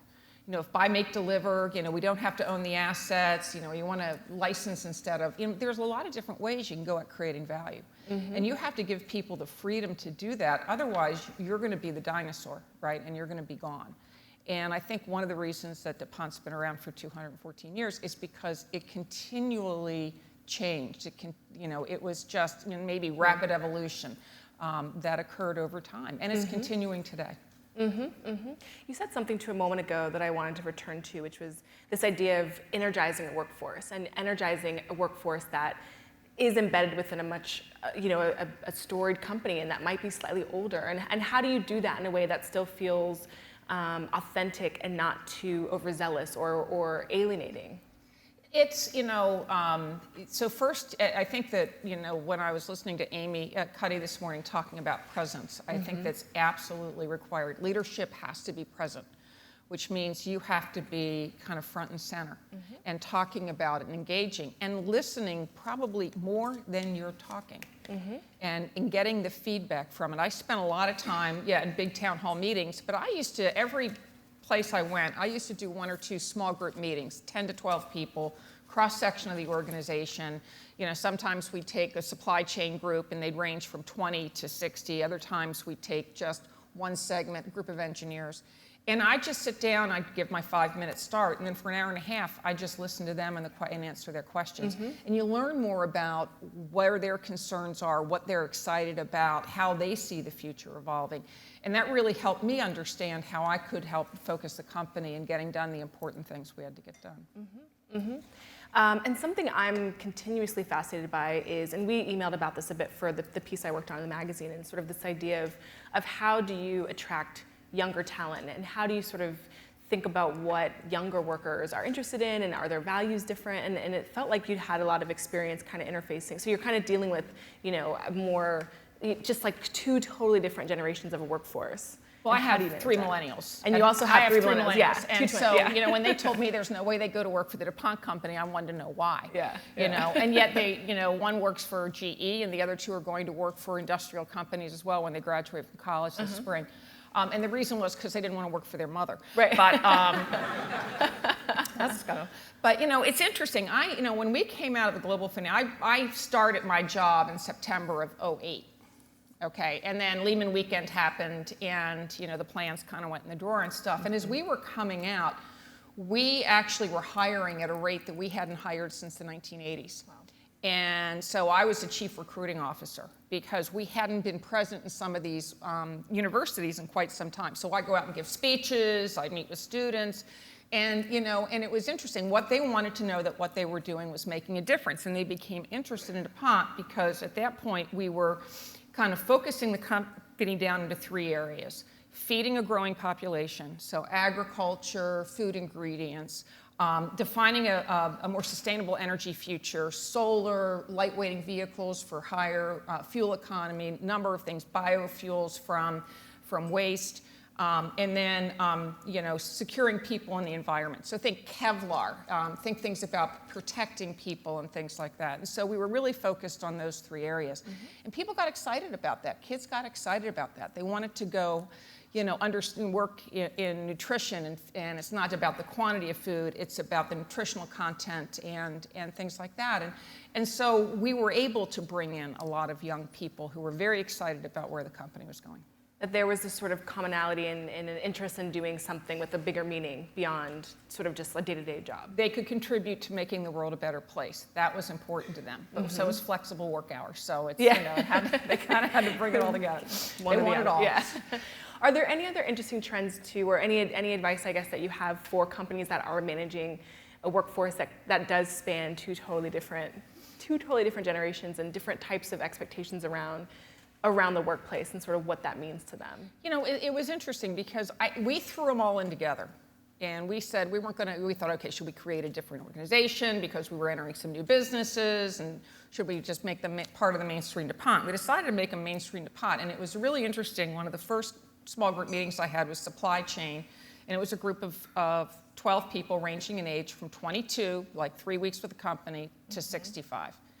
And it was interesting to hear I've been trained in supply chain at a university, and I have the modern tools, and I have the 40 years of experience. And to listen to them talk together and learning from each other has been, I think, a powerful part of it, because the tools are interesting, but if the supply chain is such that it's going to be more costly, or it's not going to solve the customer's problems, then you've got to marry the two. And we found that by putting them in natural work groups and having them learn from each other is a very powerful way to continue to improve and drive the culture.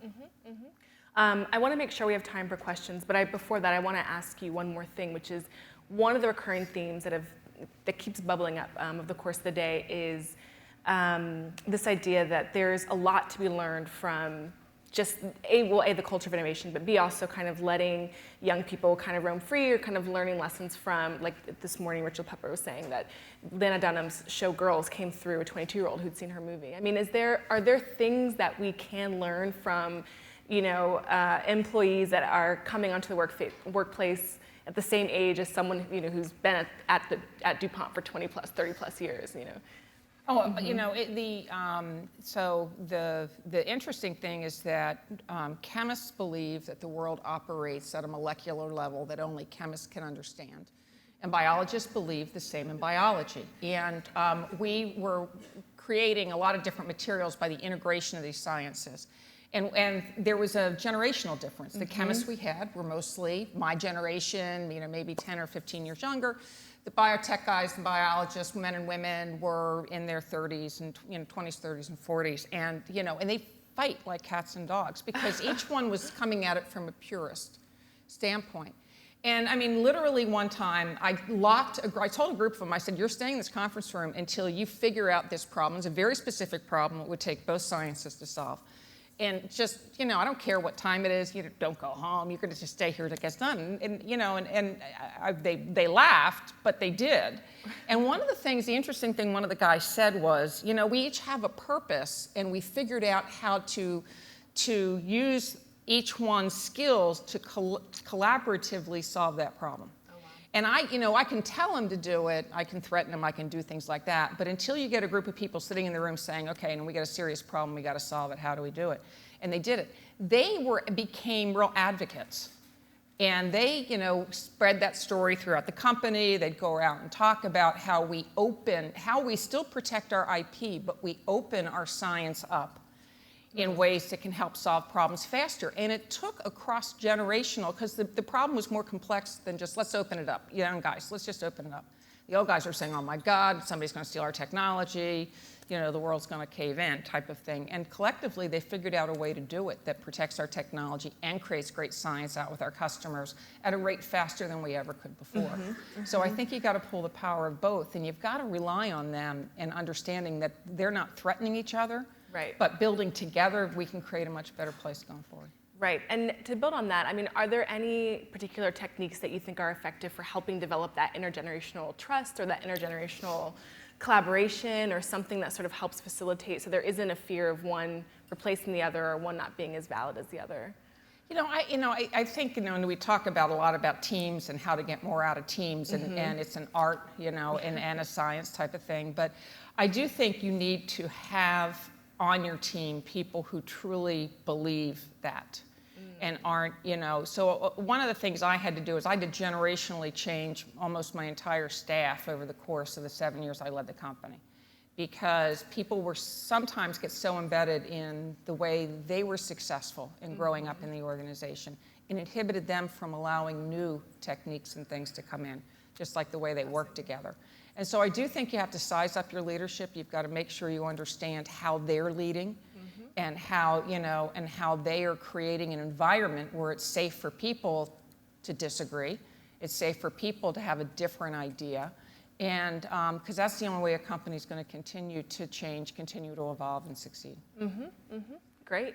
I'd love to open it up and see if there are any questions. Does anyone have anything at this moment?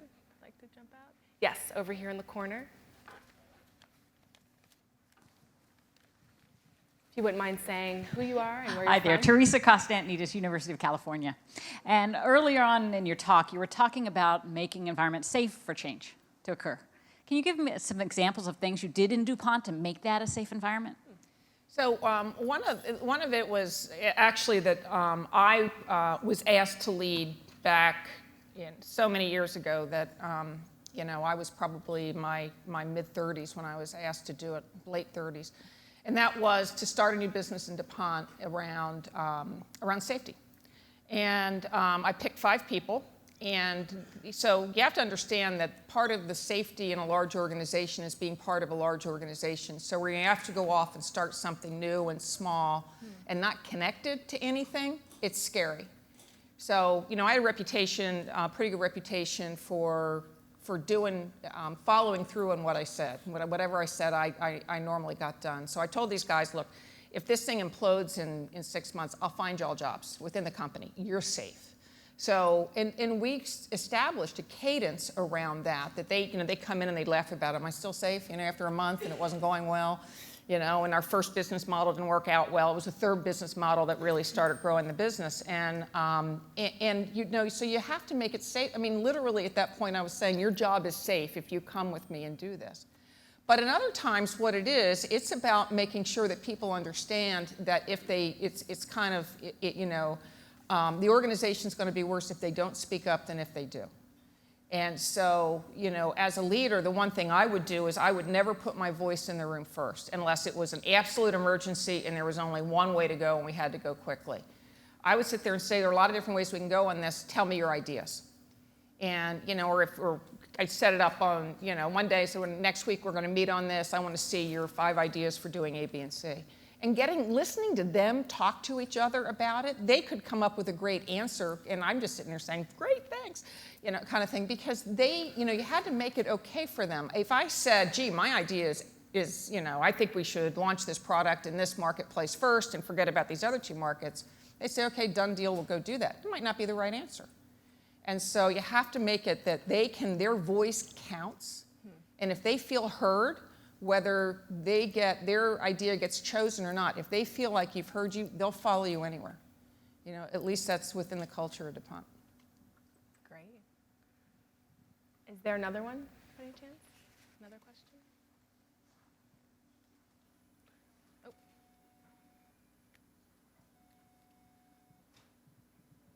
You started your career at GE, which is famous for its training, but that was the Six Sigma. Beth Comstock was talking about it yesterday. I was just curious if you think that very highly process-oriented training was the most effective training for you as a leader, or was it some other experience? When I started at GE after I finished grad school, and they brought all the experienced MBAs into a corporate marketing program or corporate plans program. And my next rotation was I worked on the staff of one of the vice chairs, a guy by the name of Ed Hood. So I watched how decisions were made. I participated at like 29 years old. I participated in S1, S2, the personnel reviews, understood how they made decisions rounding in the billions on businesses, what they bought, what they sold, why they bought RCA, for instance. And it was an education for 1 year that you could not have gotten anywhere else. And I learned about, Jack Welch was the chair and CEO then. I learned about how he made decisions, how the corporation ran. And it was just eye-opening. And it was, so after 1 year, they told me, okay, you got to go back and start taking the bus and go earn your stripes. So you're going to go out and be a marketing manager. You're going to go out and I was out in medical. But, Six Sigma, yeah, process, you have to have something. But I think I learned more really understanding how a very high-functioning organization works and makes very complex decisions across, a conglomerate, basically. Was probably one of the most eye-opening experiences at a very young age. And it really set me on a course of saying, I want to run a business. I want to run I have modest things. I want to run a product line, a couple $100 million. It's going to be a lot of fun. And it's just, it was amazingly, it was like drinking from a fire hose for 12 months. Oh, right there. One question, Peter Burkholz with Page & Turnbull. One question I've been wanting to ask a lot of people is, it seems like a limit on innovation is regulation. And I guess, what do you feel is appropriate for corporations, be it you or Google and driverless cars, to sort of influence regulation to sort of speed up innovation versus regulation, I guess, preserving the environment or whatever? No, I think that I think anymore corporations, companies, anything has to work with government, with NGOs to make it come out in the right place. Because we always felt like for us to be a successful company, our shareholders had to succeed, our products, our customers had to be successful, the communities where we operated had to want us, and our employees had to be successful. So we had to get all 4, whatever order you want in. The world's becoming increasingly regulated, and I think companies have to have a voice. I think it needs to be transparent. It needs to stem, in many cases, from an environment or standpoint from science. And I think countries, customers get to choose. I spent a lot of time working on patent reform. because we're a company that relies on a tremendous amount of patents in the American Invents Act, and I worked in the Jobs and Competitiveness Council in the American Invents Act. Because if we're not willing to at least have a voice and give them our perspective, then will America be manufacturing anything in the future? Wow. How will we, what is the future of our workforce? And so I do think that we have to engage in an appropriate way in that process. I mean, in China, I've been very active in China because the food industry in China is treated the same way as the pharmaceutical industry is. And if you ever try to change an ingredient in a food, we have a probiotics plant north of Beijing, ever try to change an ingredient there, it was like changing an ingredient in a drug. And so, you have to be sitting there working with the powers that be in order to get the regulation, on more global standards that create a stronger world. Mm-hmm. Mm-hmm. I think we have time for one more, if there's anyone that has one. Okay, yes, right there. Yes, I'm Jody Miller, CEO of Business Talent Group. We've been hearing so much about unconscious bias against women. And I'm just curious, you obviously overcame, if it exists, I'm not a scientist. What did you do that we should all learn from? Well, I was the youngest of 4, and I was beat upon a lot by my older brothers and sisters during my life, so that probably made me a little tough-skinned. I do believe it exists. I do believe, and I have experienced it even in my role with other CEOs type of thing. I could tell you some funny stories, or maybe not so funny. But I do think that if you're not willing, now what I tell young people all the time, men, women, whoever, if you're not willing to speak up for yourself, no one else will. You have to do it in an appropriate way. Sometimes you got to pick your moment. But if you feel strongly, you should find a way to speak up for yourself. Sometimes it didn't work out so well for me when I did. Sometimes it worked out great. But I will tell you that from every experience, I learned from it and I became stronger. And I was better able to navigate the environment because of it. And I do think that that's something that I think especially young women kind of stand back on a lot, is what I see, even in my own company. And I spent a lot of time talking to them about it and trying to make it safe for them. But I mean, I believe that, if we'd measure a lot of things, how many women are on a slate to pick somebody for a job? How many women did we promote last year at these level bands from managers and that, and from a total diversity standpoint, just not women, but total diversity standpoint. And, we weren't happy with where we were, so the only people that could change it was us. And so it's something that I think you have to continually focus on. I think my children believe that is done, that doesn't exist anymore. I'm not so sure. I think it's still there. Mm-hmm. Great. Well, that's a great note to end on. That's all the time we have. But that was wonderful, Ellen. Thank you so much. Thank you so much.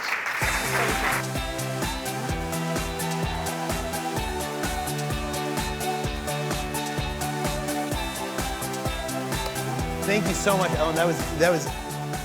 I thought it was fascinating. I'm sure all of you guys did too. So let me ask before we start this next session, and we're going to be going into breakouts right after this, which is going to be sort of a big special treat. I hope you like all of this. How many people in the audience consider themselves introverts? Lots of people. Okay, and we're going to ask this question afterwards because I never considered myself an introvert until I got a chance to talk with Susan Cain, at which point I learned that I was an introvert, much to my relief, it turns out. Let me introduce Susan Cain, the author of Quiet, the Power of Introverts in a World That Can't Stop Talking, as well as Pat Waters from LinkedIn, who's overseeing their program for introverts and helping introverts be more present at work. Please join me. It's such a pleasure to have both of you. Thank you so much.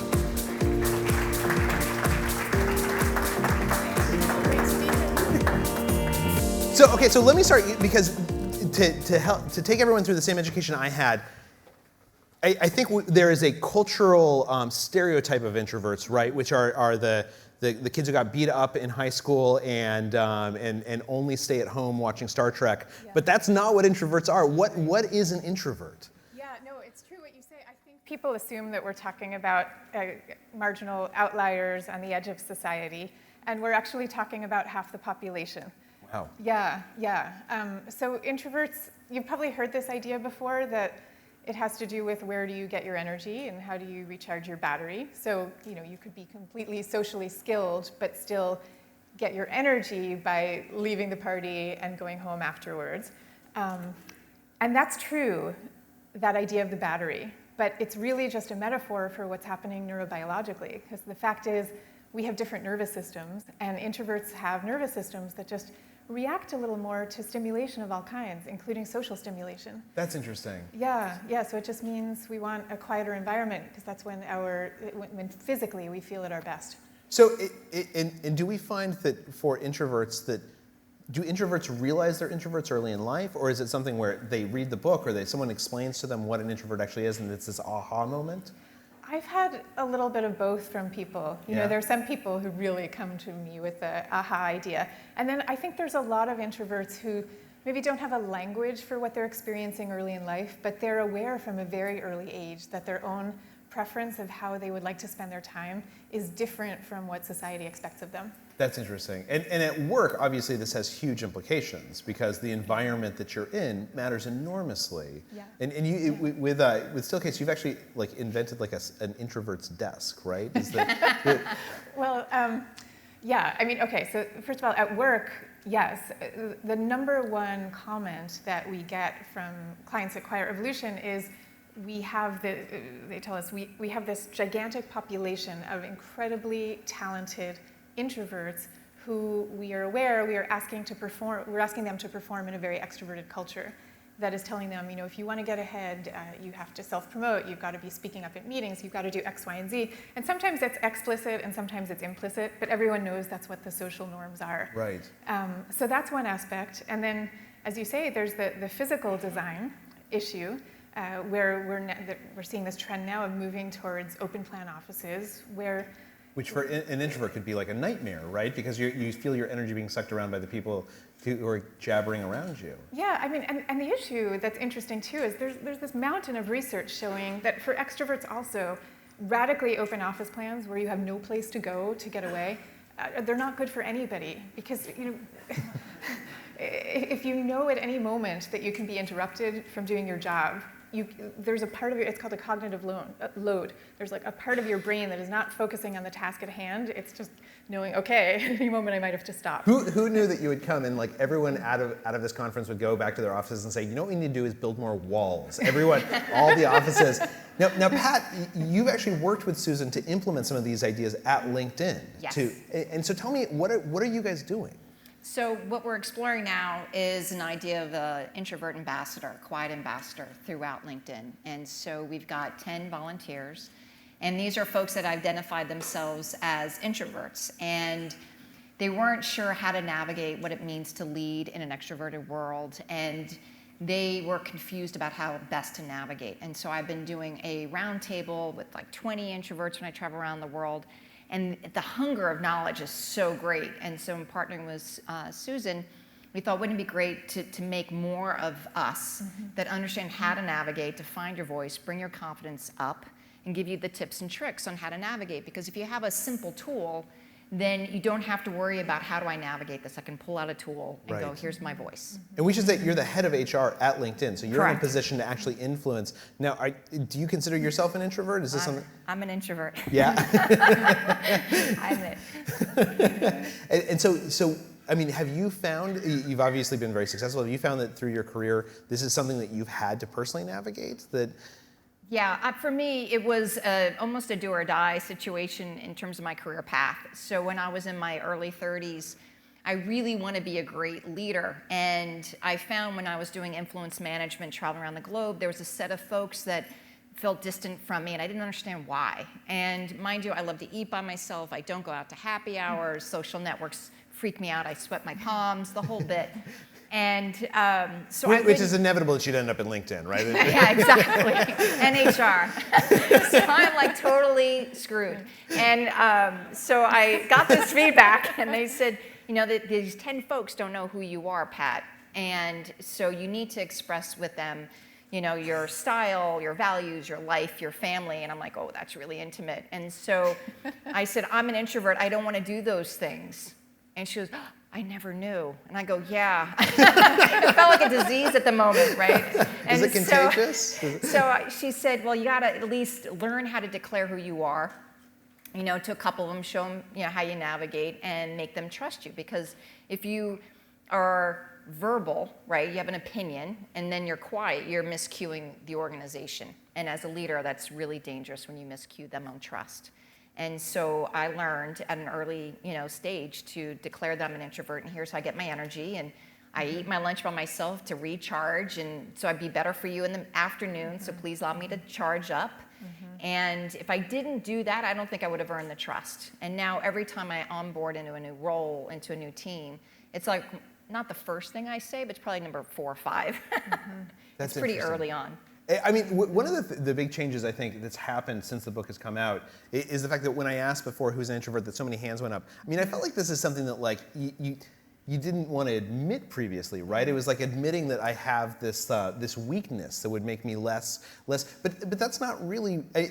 That's not right? These are oftentimes our most valuable employees. Yeah. So how? And I want to sort of turn this over to the audience earlier in this one to hear your stories, because I'm sure everyone has encountered this, how to encourage introverts, how to work if you're an introvert yourself, or if you're an extrovert, how do I comport myself to get the best from my employees if they're not just like me? I mean, what have you found at LinkedIn when you come in and you create structures to help folks be their best selves at work? What, besides just saying like, this is a safe space to admit this, what else is critical? Go ahead. Oh, I just wanted to say, I think one really central mind shift is that many people don't think of introverts as leaders, including introverts themselves, and that's completely wrong. So we've had many experiences of going into companies. You ask, sometimes we're brought in to train people where you have a group of introverts who are emerging leaders and who need to kind of rise up to the next level. And you ask them, do you see yourself as a leader? And sometimes they'll answer no, but all it takes is a very quick mind shift to completely change that. Because in fact, if you look at the research, I mean, Adam Grant has done groundbreaking research on this, that introverted leaders often deliver better outcomes than extroverted leaders do when they're managing proactive employees. Because they're more sensitive? What is driving that? Well, it's a couple of things. I mean, one big aspect is if you've got a group of already engaged proactive employees, an introverted leader is more likely to let those employees actually share their ideas and run with them, and they're not so much putting their own stamp on things, like they're actually getting things bubbling up to the surface. So that's one point. But another is you don't tend to find introverts seeking leadership positions just for the sake of being a leader. These aren't people who grew up wanting to be leaders, but rather these are people who just got really passionate about what they were doing, and then in the service of that passion, they build alliances and acquire expertise and inspire trust, and they become these amazing leaders. So like you've seen them on this stage. Beth Comstock identifies that way. General Stanley McChrystal identifies this way. The list goes on. And you can feel with these people that they've got a really authentic sense of purpose. That makes a ton of sense, that you never want to elect president someone who actually wants to run for president, that it shows some basic character flaw to say like, I should be president of the United States. And we're seeing that in spades today with Super Tuesday. Yeah. Maybe. This is all off the record. Well, actually not at all. Now you guys actually, so the idea behind the Ambassadors Program is to empower folks to become hubs of networks, to encourage other people to talk about this. Is that right? True. So it's allowing the conversation to happen. Like diversity and inclusion, I think another diversity index is your style, right? And so I want everyone to belong. And with women being spoken over in meetings, an introvert, oh my gosh, right? How do you find the right avenue to speak, the timing of when you speak? And so teaching them those things is a gift. And when I host these roundtables, what's amazing is that I keep them small so people find their voice, and we chat and we learn from each other. But the smiles that come out after those sessions, the camaraderie that I'm not alone, the fact that I can turn to you for answers and guidance is the gift that keeps giving. It's the echo effect. Very few will have the courage to say, let me write to the head of HR of LinkedIn for coaching on this meeting. But if I had a quiet ambassador down the hall in New York, that's who I'm going to go talk to That's and get some interesting. ideas. There's actually a quiet ambassador here that joined you guys, right? Yes, here she is. Hey, how are you? Stand up and introduce yourself. This is like an introvert's nightmare, is to have someone from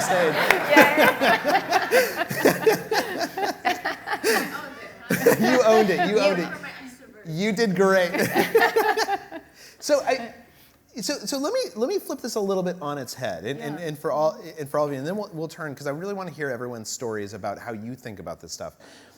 What about for extroverts? I mean, the counterpart to this stereotype is that extroverts are like the awful person who dominates the conversation, right? That wants to be president just because being president would be awesome, and your reality show is stopped, so you might as well do something else with your time. What have we learned also about extroverts and how to get extroverts and introverts? Do we want to mix on a team? Do we want to go one or the other on a team? What do we know about that? Yeah, no, I'm so glad you asked that question, because this is often a misconception. We really see introverts and extroverts as yin and yang, and that's not just like, nice words that sound good. There are studies showing the best performing teams are the ones that are a mix, that introverts and extroverts are just kind of naturally attracted to each other as peers, as colleagues, as friends, because there is a sense of having complementary skills and attitudes, and it just works really well. So I can tell you at Quiet Revolution, my Quiet Revolution co-founder is here also, Paul Shabeta, and he is an extrovert.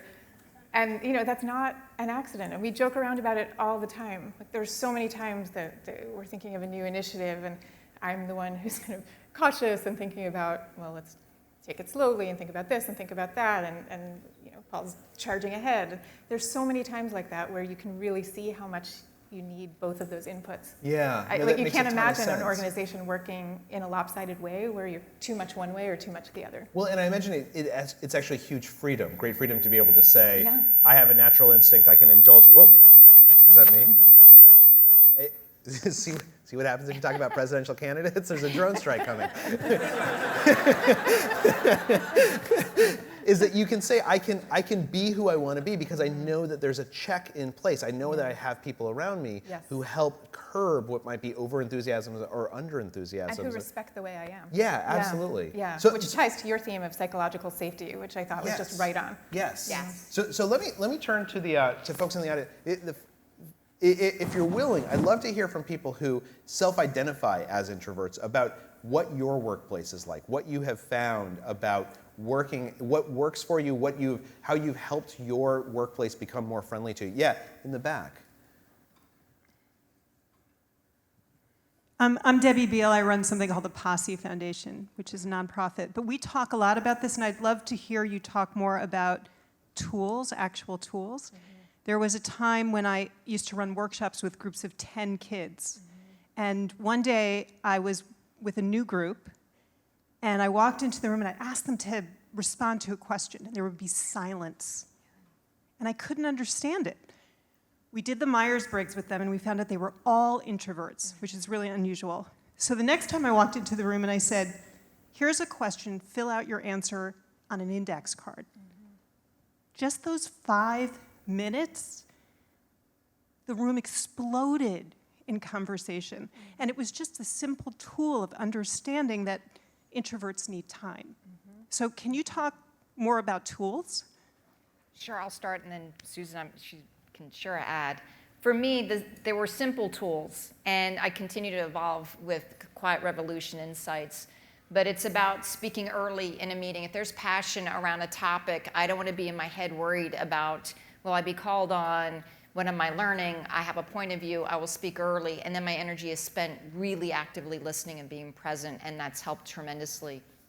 Another thing that I found, especially at LinkedIn, is that it's much easier for an introvert to be an advocate for others than for themselves. And so if you teach others to be more aware, when someone's leaning in to have a voice, that they want to speak up, that someone spoke over them, to say, please pause, I want to hear what Natalia has to say. Natalia gets this great feeling you're changing the norm of that meeting, you're changing the tonality of it, and you will find better voices mingled together. And so being an advocate for others is another tool. The other one, I spent a whole meeting, a staff meeting, and I won't say with whom, where rather than speaking verbally, I used my body language to convey my interest, my passion, my agreement, my disagreement, and they thought I was so highly engaged in that meeting. I never said a word, I was so quiet, but I didn't lose all my energy because the conversation was going beautifully. I decided to let my body do the talking, and it worked for me. So I know you've got so many more that I lean on now with our partnership. Yeah, gosh, there are so many things to say, but one helpful thing is, if you can, to make sure that you're letting people know before the meeting really what you're going to be talking about, by which I don't mean send out an agenda at the last minute. I mean really give people the work to go off and think about and come prepared to talk about what you're saying, which benefits the extroverts as well. Like we all can use that, but it gives the introverts time to process in advance. It's also helpful, and for those of you who are coming to the breakout session today, we're going to be experimenting with a technique that many teachers use successfully called Think, Pair, Share, where you introduce a topic for discussion. You ask each person to take a moment privately to think about it, maybe write down their thoughts. Then you break people into pairs to discuss it. So you're just talking about it one-on-one, which is an easier way to articulate ideas. And after that, you ask the pairs to share out to the group. And that is a way of really, it just kind of loosens the gears of people's thinking. So. Yeah. Okay. If you don't mind bringing over a mic. Thank you. I'm Sylvie from Switzerland. And you define people, by being either introverts or extroverts. Don't you think that maybe we can be both, and it will depend on the time, on what we do, what are our passions, things like that. So we should be more subtle about it, and not too strict about the definition.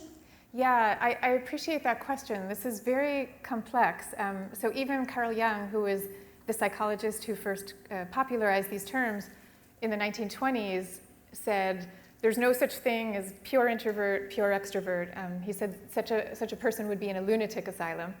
So of course we're all more complex than maybe this discussion implies. And at the same time, these traits, most personality psychologists many would describe as the north and south of human temperament. So no, it doesn't explain everything. And no, we're not all one way and all the other way all the time. But yes, there's something big here that is shaping how we interact with each other and how we work and how we make friends and how we love each other. So it's just important to think about. I will also say there are a number of people who psychologists would call ambiverts, who really are kind of in the middle of the introvert-extrovert spectrum. And for ambiverts in particular, that experience you describe of situationally sometimes being one way and sometimes the other is especially salient. So it's important to talk about that too.